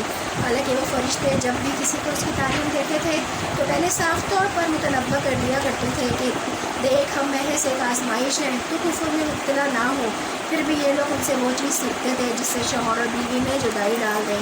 ظاہر تھا کہ اس نے الہی کے بغیر وہ اس کے ذریعے سے کسی کو بھی ضرر پہنچا سکتے تھے، مگر اس کے باوجود ایسی چیز سیکھتے تھے جو خود ان کے لیے نفع بخش نہیں بلکہ نقصان دہ تھی، اور انہیں خوب معلوم تھا کہ جو اس چیز کا خریدار بنا اس کے لیے آخرت میں کوئی حصہ نہیں ہے۔ کتنی بری متاع تھی جس کے بدلے انہوں نے اپنی جانوں کو بیچ ڈالا، کاش انہیں معلوم ہوتا۔ یہاں پہ بیسیکلی جادو کے بارے میں ذکر کیا جا رہا ہے کہ جادو کرنا بنی اسرائیل میں تھا، اور یہی چیز آج امت مسلمہ میں پائی جاتی ہے۔ کسی کی نعمت کو دیکھ کر خوش نہ ہونا حسد ہے، اور یہ ایمان کے منافی بھی ہے۔ تو متقی جو ہے وہ حسد نہیں کرتا، کوئی تکلیف دیتا ہے تو اس کو معاف کر دیتا ہے، اگرچہ دوسرے کی ذات کی یاد آنے پر تکلیف ہوتی ہے لیکن پھر بھی اس کو معاف کر دیتا ہے۔ مومن بغض بھی نہیں رکھتا، حسد بھی نہیں کرتا، اور وہ کسی دوسرے پر ایسی تکلیف بھی مسترد کرنے کا سوچ بھی نہیں کر سکتا۔ تو جادو اپنا اثر رکھتا ہے لیکن باذن اللہ کے اذن سے، اللہ کی مشیت ہوتی ہے، اللہ کی رضا نہیں ہے۔ یاد رکھیے گا، جادو کرنے والے اگر یہ کہتے ہیں کہ اللہ کی رضا سے ہوا یہ، تو وہ یہ جان لیں کہ جادو کے ہونے میں اللہ کی رضا نہیں ہے، اللہ کی مشیت ہے۔ دنیا میں بہت سارے ایسے کام ہو رہے ہیں جو کہ اللہ کی مشیت سے ہو رہے ہیں، اور کچھ کام اللہ کی رضا سے ہو رہے ہیں۔ تو جادو اللہ کی رضا نہیں ہے، اللہ کی مشیت ہے، ٹھیک ہے، اس پہ اللہ تعالیٰ راضی نہیں ہے، اور کچھ ایسے کام ہیں جو کہ اللہ کی رضا سے۔ تو اللہ تعالیٰ کا ذکر ایک ایسا قلعہ ہے کہ جو کہ انسان کو جادو کے اثر سے تمام جتنی بھی برائیاں پھیلی ہیں ان سے محفوظ کرتا ہے۔ صبح شام کے اذکار، آیت الکرسی، یہ تمام چیزیں ہمیں ان تمام چیزوں سے، برائیوں سے محفوظ رکھتی ہیں۔ تو صبح شام کے اذکار پڑھتے ہیں آپ لوگ؟ صبح شام کے اذکار پڑھتے ہیں؟ تو ایاک نستعین جو کتاب ہے اس میں سارے اذکار موجود ہیں جادو سے بچاؤ کے لیے، تمام تو سارے اذکار موجود ہیں۔ تو وہ ہمیں ایک مسلمان کو، مومن کو چاہیے کہ تمام اذکار پڑھتا رہے تاکہ ان تمام چیزوں سے، برائیوں سے ہم محفوظ رہ سکیں۔ پر اگر وہ ایمان و تقوی اختیار کرتے تو اللہ کے ہاں اس کا جو بدلہ ملتا وہ ان کے لیے زیادہ بہتر تھا۔ کاش انہیں خبر ہوتی۔ اے لوگوں جو ایمان لائے ہو، رائنا نہ کہا کرو بلکہ حضور نہ کہو، اور توجہ سے بات کو سنو۔ یہ کافر تو عذاب علیم کے مستحق ہیں، یہ لوگ جنہوں نے دعوت حق کو قبول کرنے سے انکار کر دیا ہے۔ تو صحابہ کرام کو مجلس کے آداب سکھائے جا رہے ہیں کہ یہود رائنا کا لفظ استعمال کرتے تھے، غلط لفظ کا رائنا کہنا۔ جب نبی کریم صلی اللہ علیہ وسلم تبلیغ کرتے تھے یہود کیا کہتے تھے؟ رائنا کہتے تھے، اور اپنی حسد کی بنا پر کرتے تھے یہ سب کچھ۔ تو ان سے لڑنے جھگڑنے کے بجائے صحابہ کو دوسرے الفاظ کی ترتیب دی گئی کہ انظر نہ کہو۔ تو بہت بار لوگ آپ کو کسی چیز پر حقیر سمجھتے ہیں، برا بھلا کہتے ہیں، تنگ کرتے ہیں، تو ایسے میں وہ راستہ ہمیں کیا کرنا چاہیے؟ بدل لینا چاہیے۔ ان لوگوں کے ساتھ رابطہ بھی کم کر لینا چاہیے بجائے اس کے کہ روز ان کے ساتھ جھگڑا ہو۔ خواہ اہل کتاب میں سے ہو یا مشرک ہو، ہرگز یہ پسند نہیں کرتے کہ تمہارے رب کی طرف سے تم پر کوئی بھلائی نازل ہو، مگر اللہ جس کو چاہتا ہے اپنی رحمت کے لیے چن لیتا ہے، اور وہ بڑا ہی فضل فرمانے والا ہے۔ ہم اپنی جس آیت کو منسوخ کر دیتے ہیں یا بھلا دیتے ہیں اس کی جگہ اس سے بہتر لاتے ہیں، یا کم از کم ویسے ہی۔ کیا تم جانتے نہیں ہو کہ اللہ ہر چیز پر قدرت رکھتا ہے؟ کیا تمہیں خبر نہیں ہے کہ زمین اور آسمان کی فرما روائی اللہ ہی کے لیے ہے، اور اس کے سوا کوئی تمہاری خبر گیری کرنے اور تمہاری مدد کرنے والا نہیں ہے؟ پھر کیا تم اپنے رسول سے اس قسم کے سوالات اور مطالبے کرنا چاہتے ہو اور جیسے اس سے پہلے موسیٰ سے کیے جا چکے ہیں؟ حالانکہ جس شخص نے ایمان کی روش کو کفر کی روش سے بدل دیا اور وہ راہ راست سے بھٹک گیا۔ اہل کتاب میں سے اکثر لوگ یہ چاہتے ہیں کہ کسی طرح تمہیں ایمان سے پھیر کر کے کفر کی طرف پلٹا لے جائے، اگرچہ حق ان پر ظاہر ہو چکا ہے، مگر اپنے نفس کے حسد کی بنا پر تمہاری ان کی یہ خواہش ہے، اس کے جواب میں تم عفو درگزر سے کام لو، یہاں تک کہ اللہ خود ہی اپنا فیصلہ نافذ کر دے۔ مطمئن رہو کہ اللہ تعالیٰ ہر چیز پر قدرت رکھتا ہے۔ نماز قائم کرو، زکوٰۃ دو، تم اپنی آخرت کے علاوہ جو بھلائی بھی کما کر آگے بھیجو گے اللہ کے ہاں اسے موجود پاؤ گے۔ جو کچھ بھی تم کرتے ہو وہ سب اللہ کی نظر میں ہے۔ تو نماز اور زکوٰۃ کے بعد کوئی بھی نیک عمل کرو گے، ظاہری باطنی قال و قال جو بھی کرو گے وہ تمہارے سارے نام اعمال میں لکھا جا رہا ہے۔ مومن نیکیوں کا حریص ہوتا ہے، نیکیوں میں اپنے سے آگے جانے والوں کو دیکھتا ہے۔ تو رمضان کا مہینہ بھی سبقۃ خیرات کا مہینہ، نیکیوں میں آگے بڑھنے کا مہینہ ہے، تو ہمیں بڑھنا ہے نا نیکیوں میں آگے رمضان میں۔ کہنا ہے کہ کوئی شخص جنت میں نہ جائے گا جب تک کہ وہ یہودی نہ ہوں گے یا عیسائیوں کے خیال کے مطابق عیسائی نہ ہوں گے، اور یہ ان کی تمنا ہی ہے۔ ان سے کہو کہ اپنی دلیل پیش کرو اگر تم اپنے وعدے میں سچے ہو۔ یہود و نصارہ دونوں فرقے ایک دوسرے کو کافی سمجھتے تھے۔ آج مسلمانوں میں بھی تو ہر فرقہ خود کو جنتی سمجھتا ہے اور دوسرے کو کافر سمجھتا ہے۔ تو حق یہ ہے کہ جو بھی اپنی ہستی کو اللہ کی اطاعت میں سونپ دے گا اور عملاً نیک روش پر چلے گا، اس کے لیے اس کے رب کے پاس اس کا اجر ہے، اور ایسے لوگوں کے لیے کسی خوف یا رنج کا کوئی موقع نہیں ہوگا۔ تو اخلاص اور احسان کا پیغام ہے اس آیت میں کہ محسن وہ ہوتا ہے جو نیکیوں میں آگے بڑھتا جائے۔ خوف و غم تو بڑی مصیبتیں ہیں، ان سے نجات کے لیے انسان میں اخلاص اور احسان کی روش ہونی چاہیے، یہی اعمال کی قبولیت کا باعث ہے۔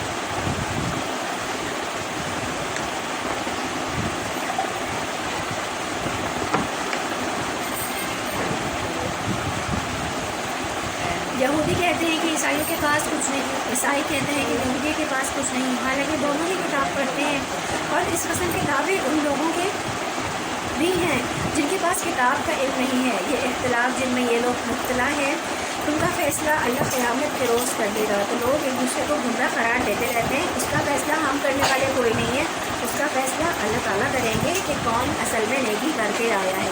اس لیے اللہ کی کتاب سے نیکی کے کام معلوم کریں اور اس کے مطابق عمل کریں، بجائے اس کے کہ ہم اپنی خواہشات پر مبنی نیکیاں کرتے ہیں۔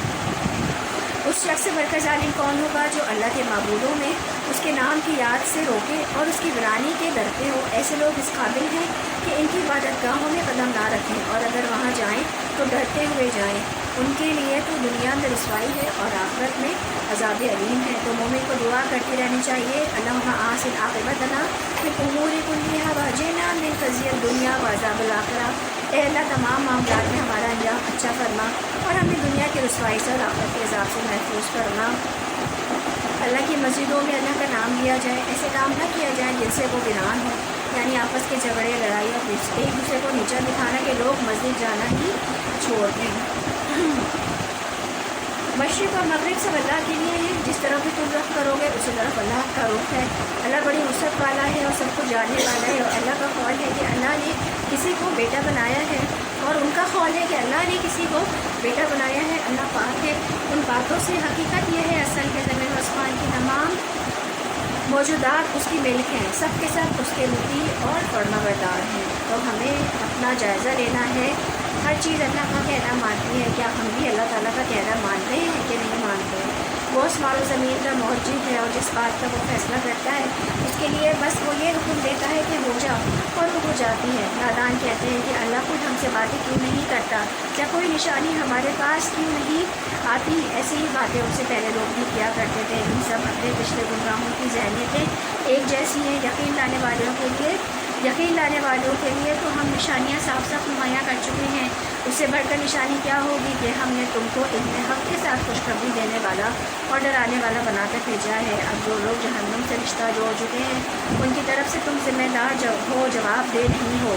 یہودی اور عیسائی تم سے ہرگز راضی نہ ہوں گے جب تک کہ تم ان کے طریقے پر نہیں چلو گے۔ صاف کہہ دو کہ راستہ بس وہی ہے جو اللہ نے بتایا ہے، وگرنہ اگر ہم اس علم کے بعد جو تمہارے پاس آ چکا ہے اور تم نے ان کی خواہشات کی پیروی کی تو اللہ کی پکڑ سے بچانے والا کوئی دوست اور مددگار تمہارے لیے نہیں ہوگا۔ تو یہ دراصل دو فرقہ وارانہ نام تھے۔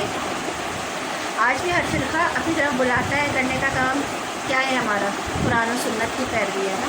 اللہ تعالیٰ کی کتاب و سنت اصل ہدایت ہے۔ علم آنے کے بعد خواہش نفس کی پیروی نہیں کرنی چاہیے۔ خواہش کے پیچھے چلنا شیطانی جال ہے۔ خواہش نفس کے پھندوں میں پھنسنے کی علامات کیا ہے؟ ایسا شخص نعمتوں پر مغرور ہوتا ہے، چاہے مال ہو، علم ہو یا حسن ہو۔ اپنی نعمتوں پر کیا ہوتا ہے؟ مغرور ہو جاتا ہے۔ اللہ کے عطیے پر فخر کرتا ہے، اللہ کے بندوں پر تکبر کرتا ہے، اللہ کی ذات کے علاوہ خواہشات کی پیروی کرتا ہے۔ جن لوگوں کو ہم نے کتاب دی ہے وہ اسے اسی طرح پڑھتے ہیں کہ جیسے اس کے پڑھنے کا حق ہے۔ وہ اس قرآن پر سچے دل سے ایمان لاتے ہیں، اور جو اس کے ساتھ کفر کا رویہ اختیار کریں وہی اصل میں نقصان اٹھانے والے ہیں۔ تو قرآن کو صرف تجوید اور بہترین مخارج سے ہی پڑھنا کافی نہیں ہے، بلکہ اس کو سمجھ کر پڑھنا بھی بہت زیادہ اہم ہے۔ اس کے حلال کو حلال، اس کے حرام کو حرام، اور متشابہات پر ایمان اور محکم پر عمل کرنا بھی انتہائی ضروری ہے۔ بنی اسرائیل یاد کرو میری وہ نعمت جس سے میں نے تمہیں نوازا تھا، اور یہ کہ میں نے تمہیں دنیا کی تمام قوموں کو فضیلت دی تھی، اور ڈرو اس دن سے جب کوئی کسی کے ذرا کام نہ آئے گا اور نہ کسی کا فدیہ قبول کیا جائے گا، نہ کوئی سفارش بھی آدمی کو فائدہ دے گی اور نہ مجرموں کو کہیں سے کوئی مدد پہنچے گی۔ یاد کرو جب ابراہیم علیہ السلام کو اس کے رب نے چند باتوں میں آزمایا اور وہ ان سے اپنے پورا اتر گیا تو اس نے کہا میں تجھے سب لوگوں کا پیشوا بنانے والا ہوں۔ ابراہیم نے عرض کیا اور کیا میری اولاد سے بھی یہی وعدہ ہے؟ اس نے جواب دیا میرا وعدہ ظالموں سے متعلق نہیں ہے، اور یہ کہ ہم نے اس گھر کعبے کو لوگوں کے لیے مرکز اور امن کی جگہ قرار دیا اور لوگوں کو حکم دیا تھا کہ ابراہیم جہاں عبادت کے لیے کھڑا ہوتا ہے اس مقام کو مستقل جائے نماز بنا لو، اور ابراہیم و اسماعیل کو تاکید کی تھی کہ میرے اس گھر کو طواف اور اعتکاف اور رکوع و سجدہ کرنے والوں کے لیے پاک رکھو، اور ابراہیم نے دعا کی اے میرے رب اس شہر کو امن کا شہر بنا دے اور اس کے باشندوں میں سے جو اللہ اور آخرت کو مانے انہیں ہر قسم کے پھلوں کا رزق دے۔ جواب میں اس کے رب نے فرمایا اور جو نہ مانے گا دنیا کی چند روزہ زندگی کا سامان تو میں اسے بھی دوں گا اور آخرکار اسے عذاب جہنم کی طرف گھسیٹوں گا اور وہ بدترین ٹھکانہ ہے۔ یاد کرو ابراہیم و اسماعیل جب اس گھر کی دیواریں اٹھا رہے تو بھی دعا کرتے جاتے تھے اے ہمارے رب ہم سے خدمت قبول فرما لے، تو سب کی سننے والا اور جاننے والا ہے۔ تو مومن عمل کرنے کے بعد اس کی قبولیت کے بارے میں فکر مند ہوتا ہے، جو ہم نے شروع میں بات کی تھی نا کہ وہی وہ بات یہاں پہ کی جا رہی ہے کہ مومن جو ہے وہ ہمیشہ اپنی نیکیوں کی قبولیت کی فکر کرتا ہے۔ تو ہمیں بھی چاہیے کہ بڑے سے بڑا کام ہمیں عاجزی کے ساتھ کرنا ہے۔ اے رب ہم دونوں کو اپنا مسلم مطیع فرما بنا، ہماری نسل سے ایک ایسی قوم اٹھا جو تیری مسلم ہو، ہمیں اپنی عبادت کے طریقے بتا اور ہماری کوتاہیوں سے درگزر فرما، تو بڑا معاف فرمانے والا اور بے انتہا رحم فرمانے والا ہے۔ مسجد بنانا ہی بڑا کام نہیں، اس کو آباد کرنے کی بھی کوشش اور دعا کرنی چاہیے، اور خود بھی وہاں عبادت کرنا، دعائیں مانگنا، خصوصاً استغفار کرنا چاہیے۔ کہ کیوں آ رہی ہے مسجد کے بعد؟ کیوں آ رہی ہے مسجد کے بعد؟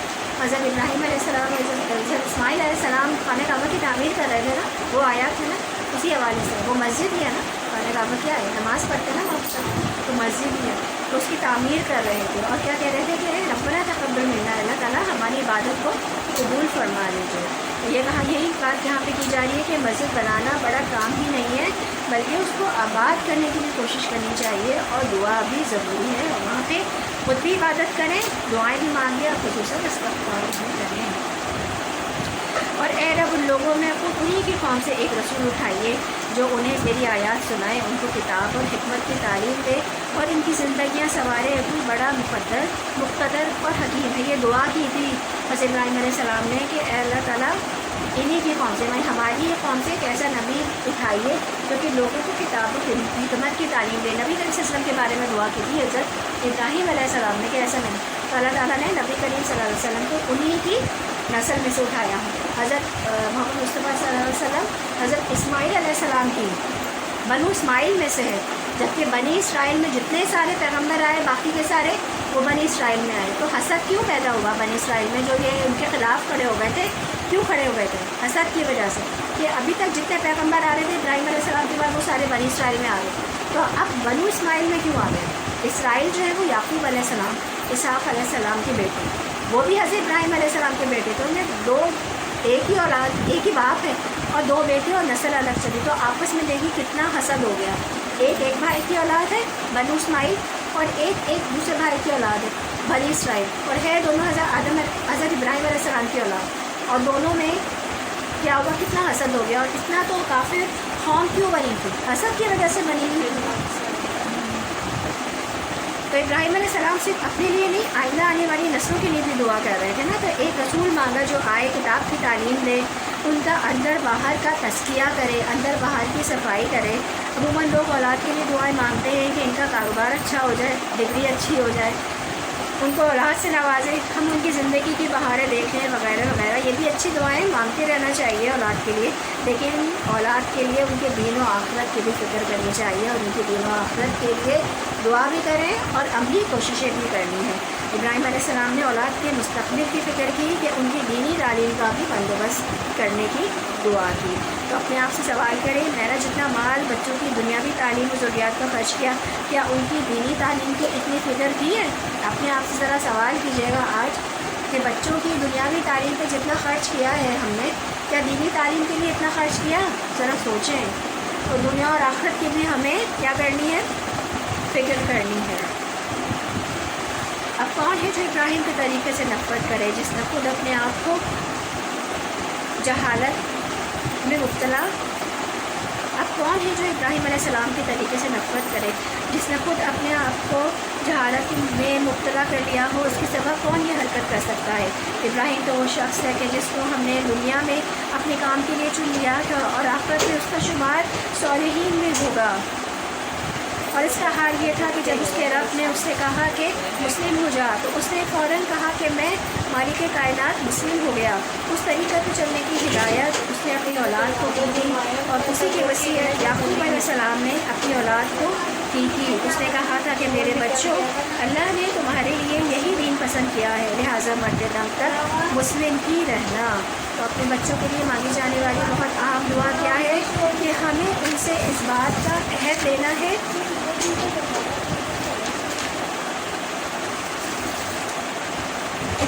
ان کو اس بات کے لیے تیار کرنا ہے کہ وہ اپنے ایمان کی حفاظت کریں گے۔ بچپن سے ان کو یہ بات ان کے اندر ڈالیں کہ اسلام کے بغیر نجات نہیں ہے، حالت ایمان میں موت آئے اور موت تک رب کی عبادت کرنی ہے، مرتے دم تک ہمیں اپنے فرائض سر انجام دینے ہیں۔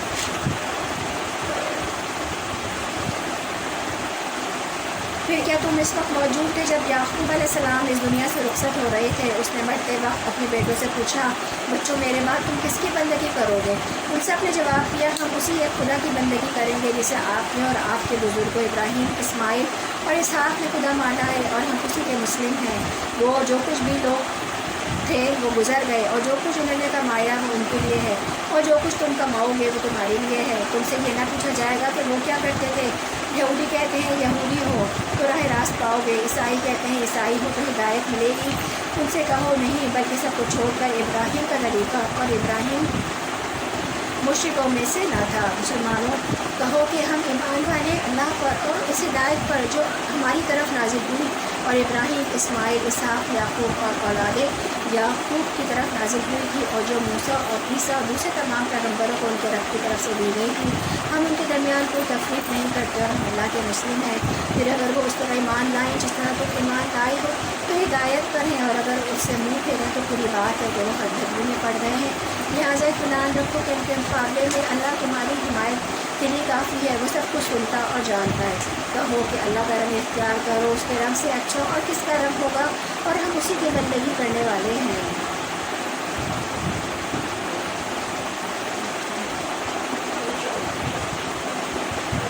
اور اے نبی کہو، کیا تم اللہ کے بارے میں ہم سے جھگڑتے ہو، حالانکہ وہی ہمارا رب بھی ہے اور تمہارا رب بھی ہے، اور ہمارے اعمال تمہارے لیے ہیں اور تمہارے اعمال ہمارے لیے ہیں، اور ہم اللہ ہی کے لیے اپنی بندگی کو خالص کر چکے ہیں۔ یا پھر تمہارا کہنا یہ کہ ابراہیم، اسماعیل، اسحاق، یعقوب اور اولاد یعقوب سب کے سب یہودی تھے یا نصرانی تھے؟ کہو تم زیادہ جانتے ہو یا اللہ۔ اس شخص سے بڑا ظالم کون ہوگا جس کے ذمہ اللہ کی طرف سے گواہی ہو اور وہ اسے چھپائے؟ تمہاری حرکات سے اللہ واقف تو نہیں ہے؟ وہ کچھ لوگ تھے جو گزر چکے، اور ان کی کمائی ان کے لیے تھی، اور تمہاری کمائی تمہارے لیے ہے۔ تم سے ان کے اعمال کے متعلق سوال نہیں ہوگا۔ تو صرف مسلمان ایسی امت ہیں جو تمام انبیاء کو مانتے ہیں، اور اسی سے ہمارا دین مکمل ہوتا ہے۔ کسی ایک نبی کا انکار سب کا انکار بن جاتا ہے۔ انبیاء علیہ السلام نے اپنی اولاد اور اپنے پیروکاروں کو صحیح ایمان لانا بھی سکھایا، تو ہمارا بھی فرض بنتا ہے کہ ہمیں بھی اپنی اولادوں کو صحیح ایمان کے راستے پر چلانا ہے۔ اللہ کا دین ہی اللہ کا رنگ ہے۔ اپنا جائزہ لیجیے، میں اپنی اولاد کے لیے کیا دعائیں مانگتی ہوں، کیا میں اپنے بچوں کی دینی تعلیم کی فکر کرتی ہوں، کیا میں نے کبھی اپنے بچوں سے پوچھا کہ میرے مرنے کے بعد کس کی عبادت کرو گے؟ تو یہ کہہ کر مطمئن نہیں رہے کہ ہمارے ماں باپ بہت مطمئن تھے، یا ہم نبی محمد صلی اللہ علیہ وسلم کی امت میں سے ہے، یہ کہ ہونا کافی نہیں ہے۔ انسان کو وہ ملے گا جو وہ کمائے گا، تو کسی سے بھی کسی کے دوسرے کے عمل کا سوال نہیں ہوگا، مطلب میرے عمل کا آپ سے سوال نہیں ہوگا، آپ سے میرے والدین سے سوال نہیں ہوگا میرے عمل کا۔ یہ ہر شخص کو اپنے عمل کے لیے، اپنی جنت کے لیے اور اپنے جہنم سے بچانے کے لیے خود یہاں پہ عمل کر کے جانا ہے۔ کوئی انسان کسی دوسرے کا بوجھ نہیں اٹھائے گا۔ قیامت کے دن حسب نسب ہمارا فائدہ نہیں ہے۔ تھا. الحمدللہ ہمارا پارہ نمبر 1 انسلامی یہاں پر مکمل ہوا. پوچھنا ہے کچھ؟ کوئی کوشچن ہے؟ کچھ دماغ پہ بات آ رہی ہے اگر کچھ پوچھ لیں. دعا کریں. سمجھ میں آئی آپ لوگوں کو بات اور تھیم سمجھ میں آئی؟ جو نئے آئے ان کو کچھ کیا سمجھ میں کیا سمجھ آئی باتیں؟ ایک دو باتیں یاد ہو تو بتائیں. رمضان کے حوالے سے بتائیں جو شروع میں بات کی تھی ہم نے. رمضان کے حوالے میں ہماری یہ بات ہے کہ ہمیں ابھی جو مہینہ چل رہا ہے اس میں ہمیں نماز پوری کرنی ہے. اس کے جیسے ہم آیت پڑھ رہے ہیں اس میں ہمیں پڑھتے بھی ڈالنے مطلب اس کو سمجھ میں آئے سمجھ کے پڑھنی ہے نماز. اور بتائیں، آپ بتائیں. سب کا خیرات نیکیوں میں سبق الخیرات کرنا ہے. بارے میں سے کیا باتیں سمجھ میں آئی؟ منافقت کا کتنا ذکر ہے نا، منافقت کا کتنا ذکر ہے. اور منافق کے میں نے بتایا تھا آپ کو کہ کتنا اعمال کو جو ہم نمازیں پڑھ رہے ہیں، روزے رکھ رہے ہیں، کتنی نیکیاں کرتے جا رہے ہیں. یہ منافقت کی بیماری پڑھتی رہی نا تو جیسے آپ پہلے کرتی تھیں تو پڑھا پھر اس میں سے اسی وقت آن دا اسپاٹ آپ نے پڑھتے کر لیے. اس میں نہیں ہو سکتا نا کیونکہ پورا پارا کمپلیٹ کرنا ہے، ٹائم نہیں ہے. وہ تو ہم نے پہلے صرف سورت ہم نے پڑھی. ایک پارے میں 2 گھنٹے کمی لگی. 2 گھنٹے میں نے بہت فاسٹ پڑھا ہے. یہ 2 گھنٹے ورنہ یہ 3 گھنٹے لگتے ہیں ایک پارا پڑھنے میں، 2.5 گھنٹے لگتے ہیں یا 2.5 سے 3. تو دیکھیں یہ مشکل کام ہے. اس میں ہم بیچ میں ہم نہیں پوچھ سکتے. ٹھیک ہے، آپ سنتے جائیں، نوٹ کرتے جائیں. اثر ہوتا ہے، اثر ہوتا ہے. آپ قرآن پاک لے کے آئیں، قرآن پاک لے کے اس میں ترجمہ ہوتا ہے. اس میں نشان لگاتی جائیں، انڈر لائن کرتے جائیں کہ یہ بات مجھے اچھی لگی ہے نا. پھر اس کو ریکال کریں گھر جا کے کہ تو کتنی باتیں منافقت کی کتنی باتیں آئی نا ہمیں. اس بارے میں زیادہ تر اللہ تعالیٰ نے 2 گروہ کی بات کی ہے، منافقین کی، مومنین کی. اور رزق جو ہے وہ خرچ کرنے والے ہیں، اپنا پیسہ خرچ کرنے والے ہیں. ایمان کی بات ہوئی ہے، غیب کی بات ہوئی ہے، بیسک عقائد کی بات ہوئی ہے اس کتاب میں. بنی اسرائیل کی کتنی بات ہوئی، کیا طریقہ تھا ان کا، کیا کیا انہوں نے اپنے رسول کے ساتھ. تو ہمیں تو نہیں کرنا نا وہ اپنے رسول کے ساتھ. بچوں کے حوالے سے بات ہوئی. حضرت ابراہیم علیہ السلام کی بات ہوئی کہ وہ انہوں نے عبادت کرتے ہوئے کیا کیا دعا کی، کہ اتنی بڑی عبادت کرتے تھے لیکن کیا دعا کر رہے تھے اللہ تعالیٰ سے؟ ربنا تقبل منا. دعا کی قبولیت کا ایک بہت امپورٹنٹ پوائنٹ ہے جس کو آپ لوگ بہت ضرور یاد رکھیے گا کہ نیکیوں کا موسم آ رہا ہے. رمضان المبارک کا موسم آ رہا ہے. نیکیاں ہی نیکیاں ہیں، نیکیوں کے موسم میں بہار ہے. تو ہماری نیکیاں ضائع نہ ہو جائیں. نیکیاں کی قبولیت کے لیے بھی کوشش کرنی ہے. اپنی نیکیوں کو جس طرح ہم گھر میں کوئی پھول گلدستہ لاتے ہیں نا، کوئی گملہ لاتے ہیں، کتنی حفاظت کرتے ہیں ہم پھولوں کی اور پتوں کی. جو چیز ہماری پسندیدہ ہو جس کی اتنی حفاظت کرتے ہیں. تو نیکیوں کو بھی حفاظت کیجیے، اپنی نیکیوں کو بھی پسندیدہ بنائیے ورنہ ضائع ہو جائیں گی. بہت ایسے ہمیں علم ہی نہیں ہے نا. بہت سارے ایسے جو ہم نے شروع میں گنے تھے 7-8 اعمال ایسے بیسک ہیں کہ جو کہ ہماری نیکیوں کو ضائع کرنے والے ہیں. تو آج جو ہم نے بیسک پڑھا وہ رمضان کی تیاری کے حوالے سے ہے کہ توبہ استغفار ہم نے کرنا ہے، اپنے گناہوں کو یاد کرنا ہے پچھلے. اور آج سے ہی جو ہم نے رب پھر جو میں نے خاص طور پر ایک آپ کو بتایا وہ یہ اپنے اس میں شامل کر لیں. صلاۃ التوبہ اپنے روٹین میں شامل کریں. اور پھر آگے ہم جو دوسری چیزیں ہیں اس پہ ہم بات کریں گے. آگے جب بھی ہم پارہ کریں گے، پارے سے پہلے ہم 10-15 منٹ کسی نہ کسی ایک عمل کی بات پہ اور ایک رکنے کی بات پہ ہم ضرور بات کریں. اس کو آرڈر میں کیجیے گا. آواز تھوڑی دیر تک تو بالکل سمجھ میں نہیں آ رہی تھی اس کی. یہ میں تمہیں اتنا چارج کیا کل میں نے، اس کے باوجود یہ گیا.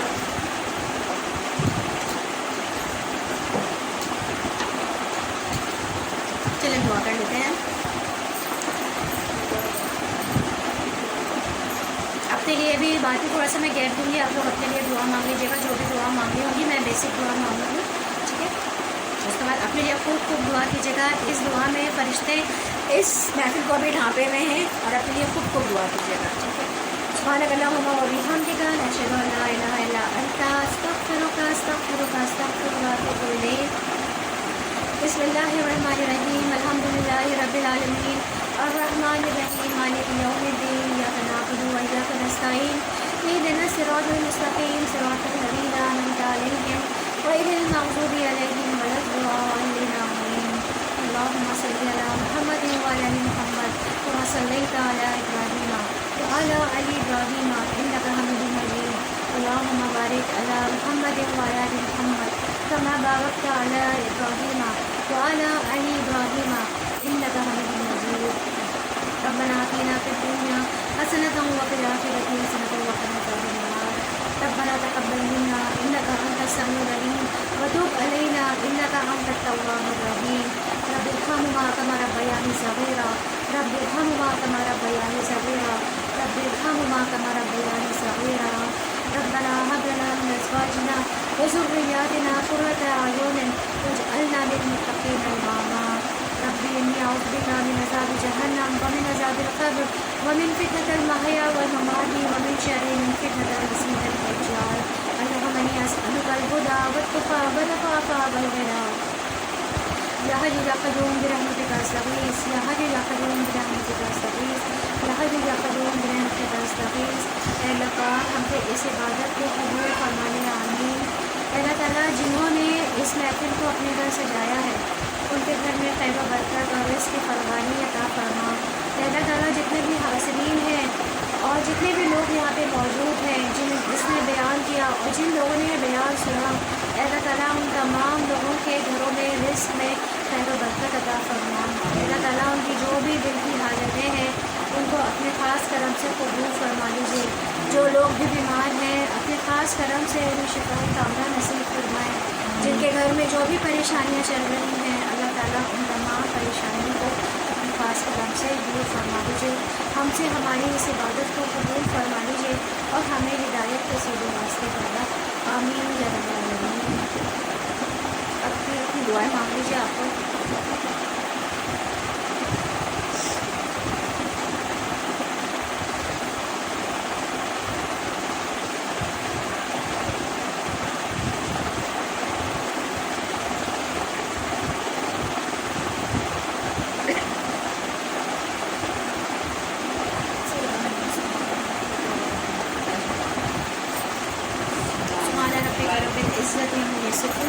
السلام علی المرسلین والحمد للہ رب العالمین السلام علیکم ورحمۃ اللہ وبرکاتہ بہت اچھا ابھی تھوڑا سا رک جائیں میں آ رہی ہوں کہاں جا رہی ہیں ہم جا رہے ہیں کہیں نہیں جا رہی میں بس فرسٹ ٹائم تھوڑا سا میٹھا کر دوں نہیں یار میں منع کیا تھا میں نے ان کو کہ یہ سلسلہ نہیں آپ نے کرنا ہے نا نہیں میں نے کچھ بھی نہیں کر فرسٹ السلام علیکم السلام علیکم بہت اچھا لگا دوبارہ سے جو نا کیا وہ نہیں اب اللہ کو ٹائم نہیں دے کیا چھوڑ دی جاب میں نے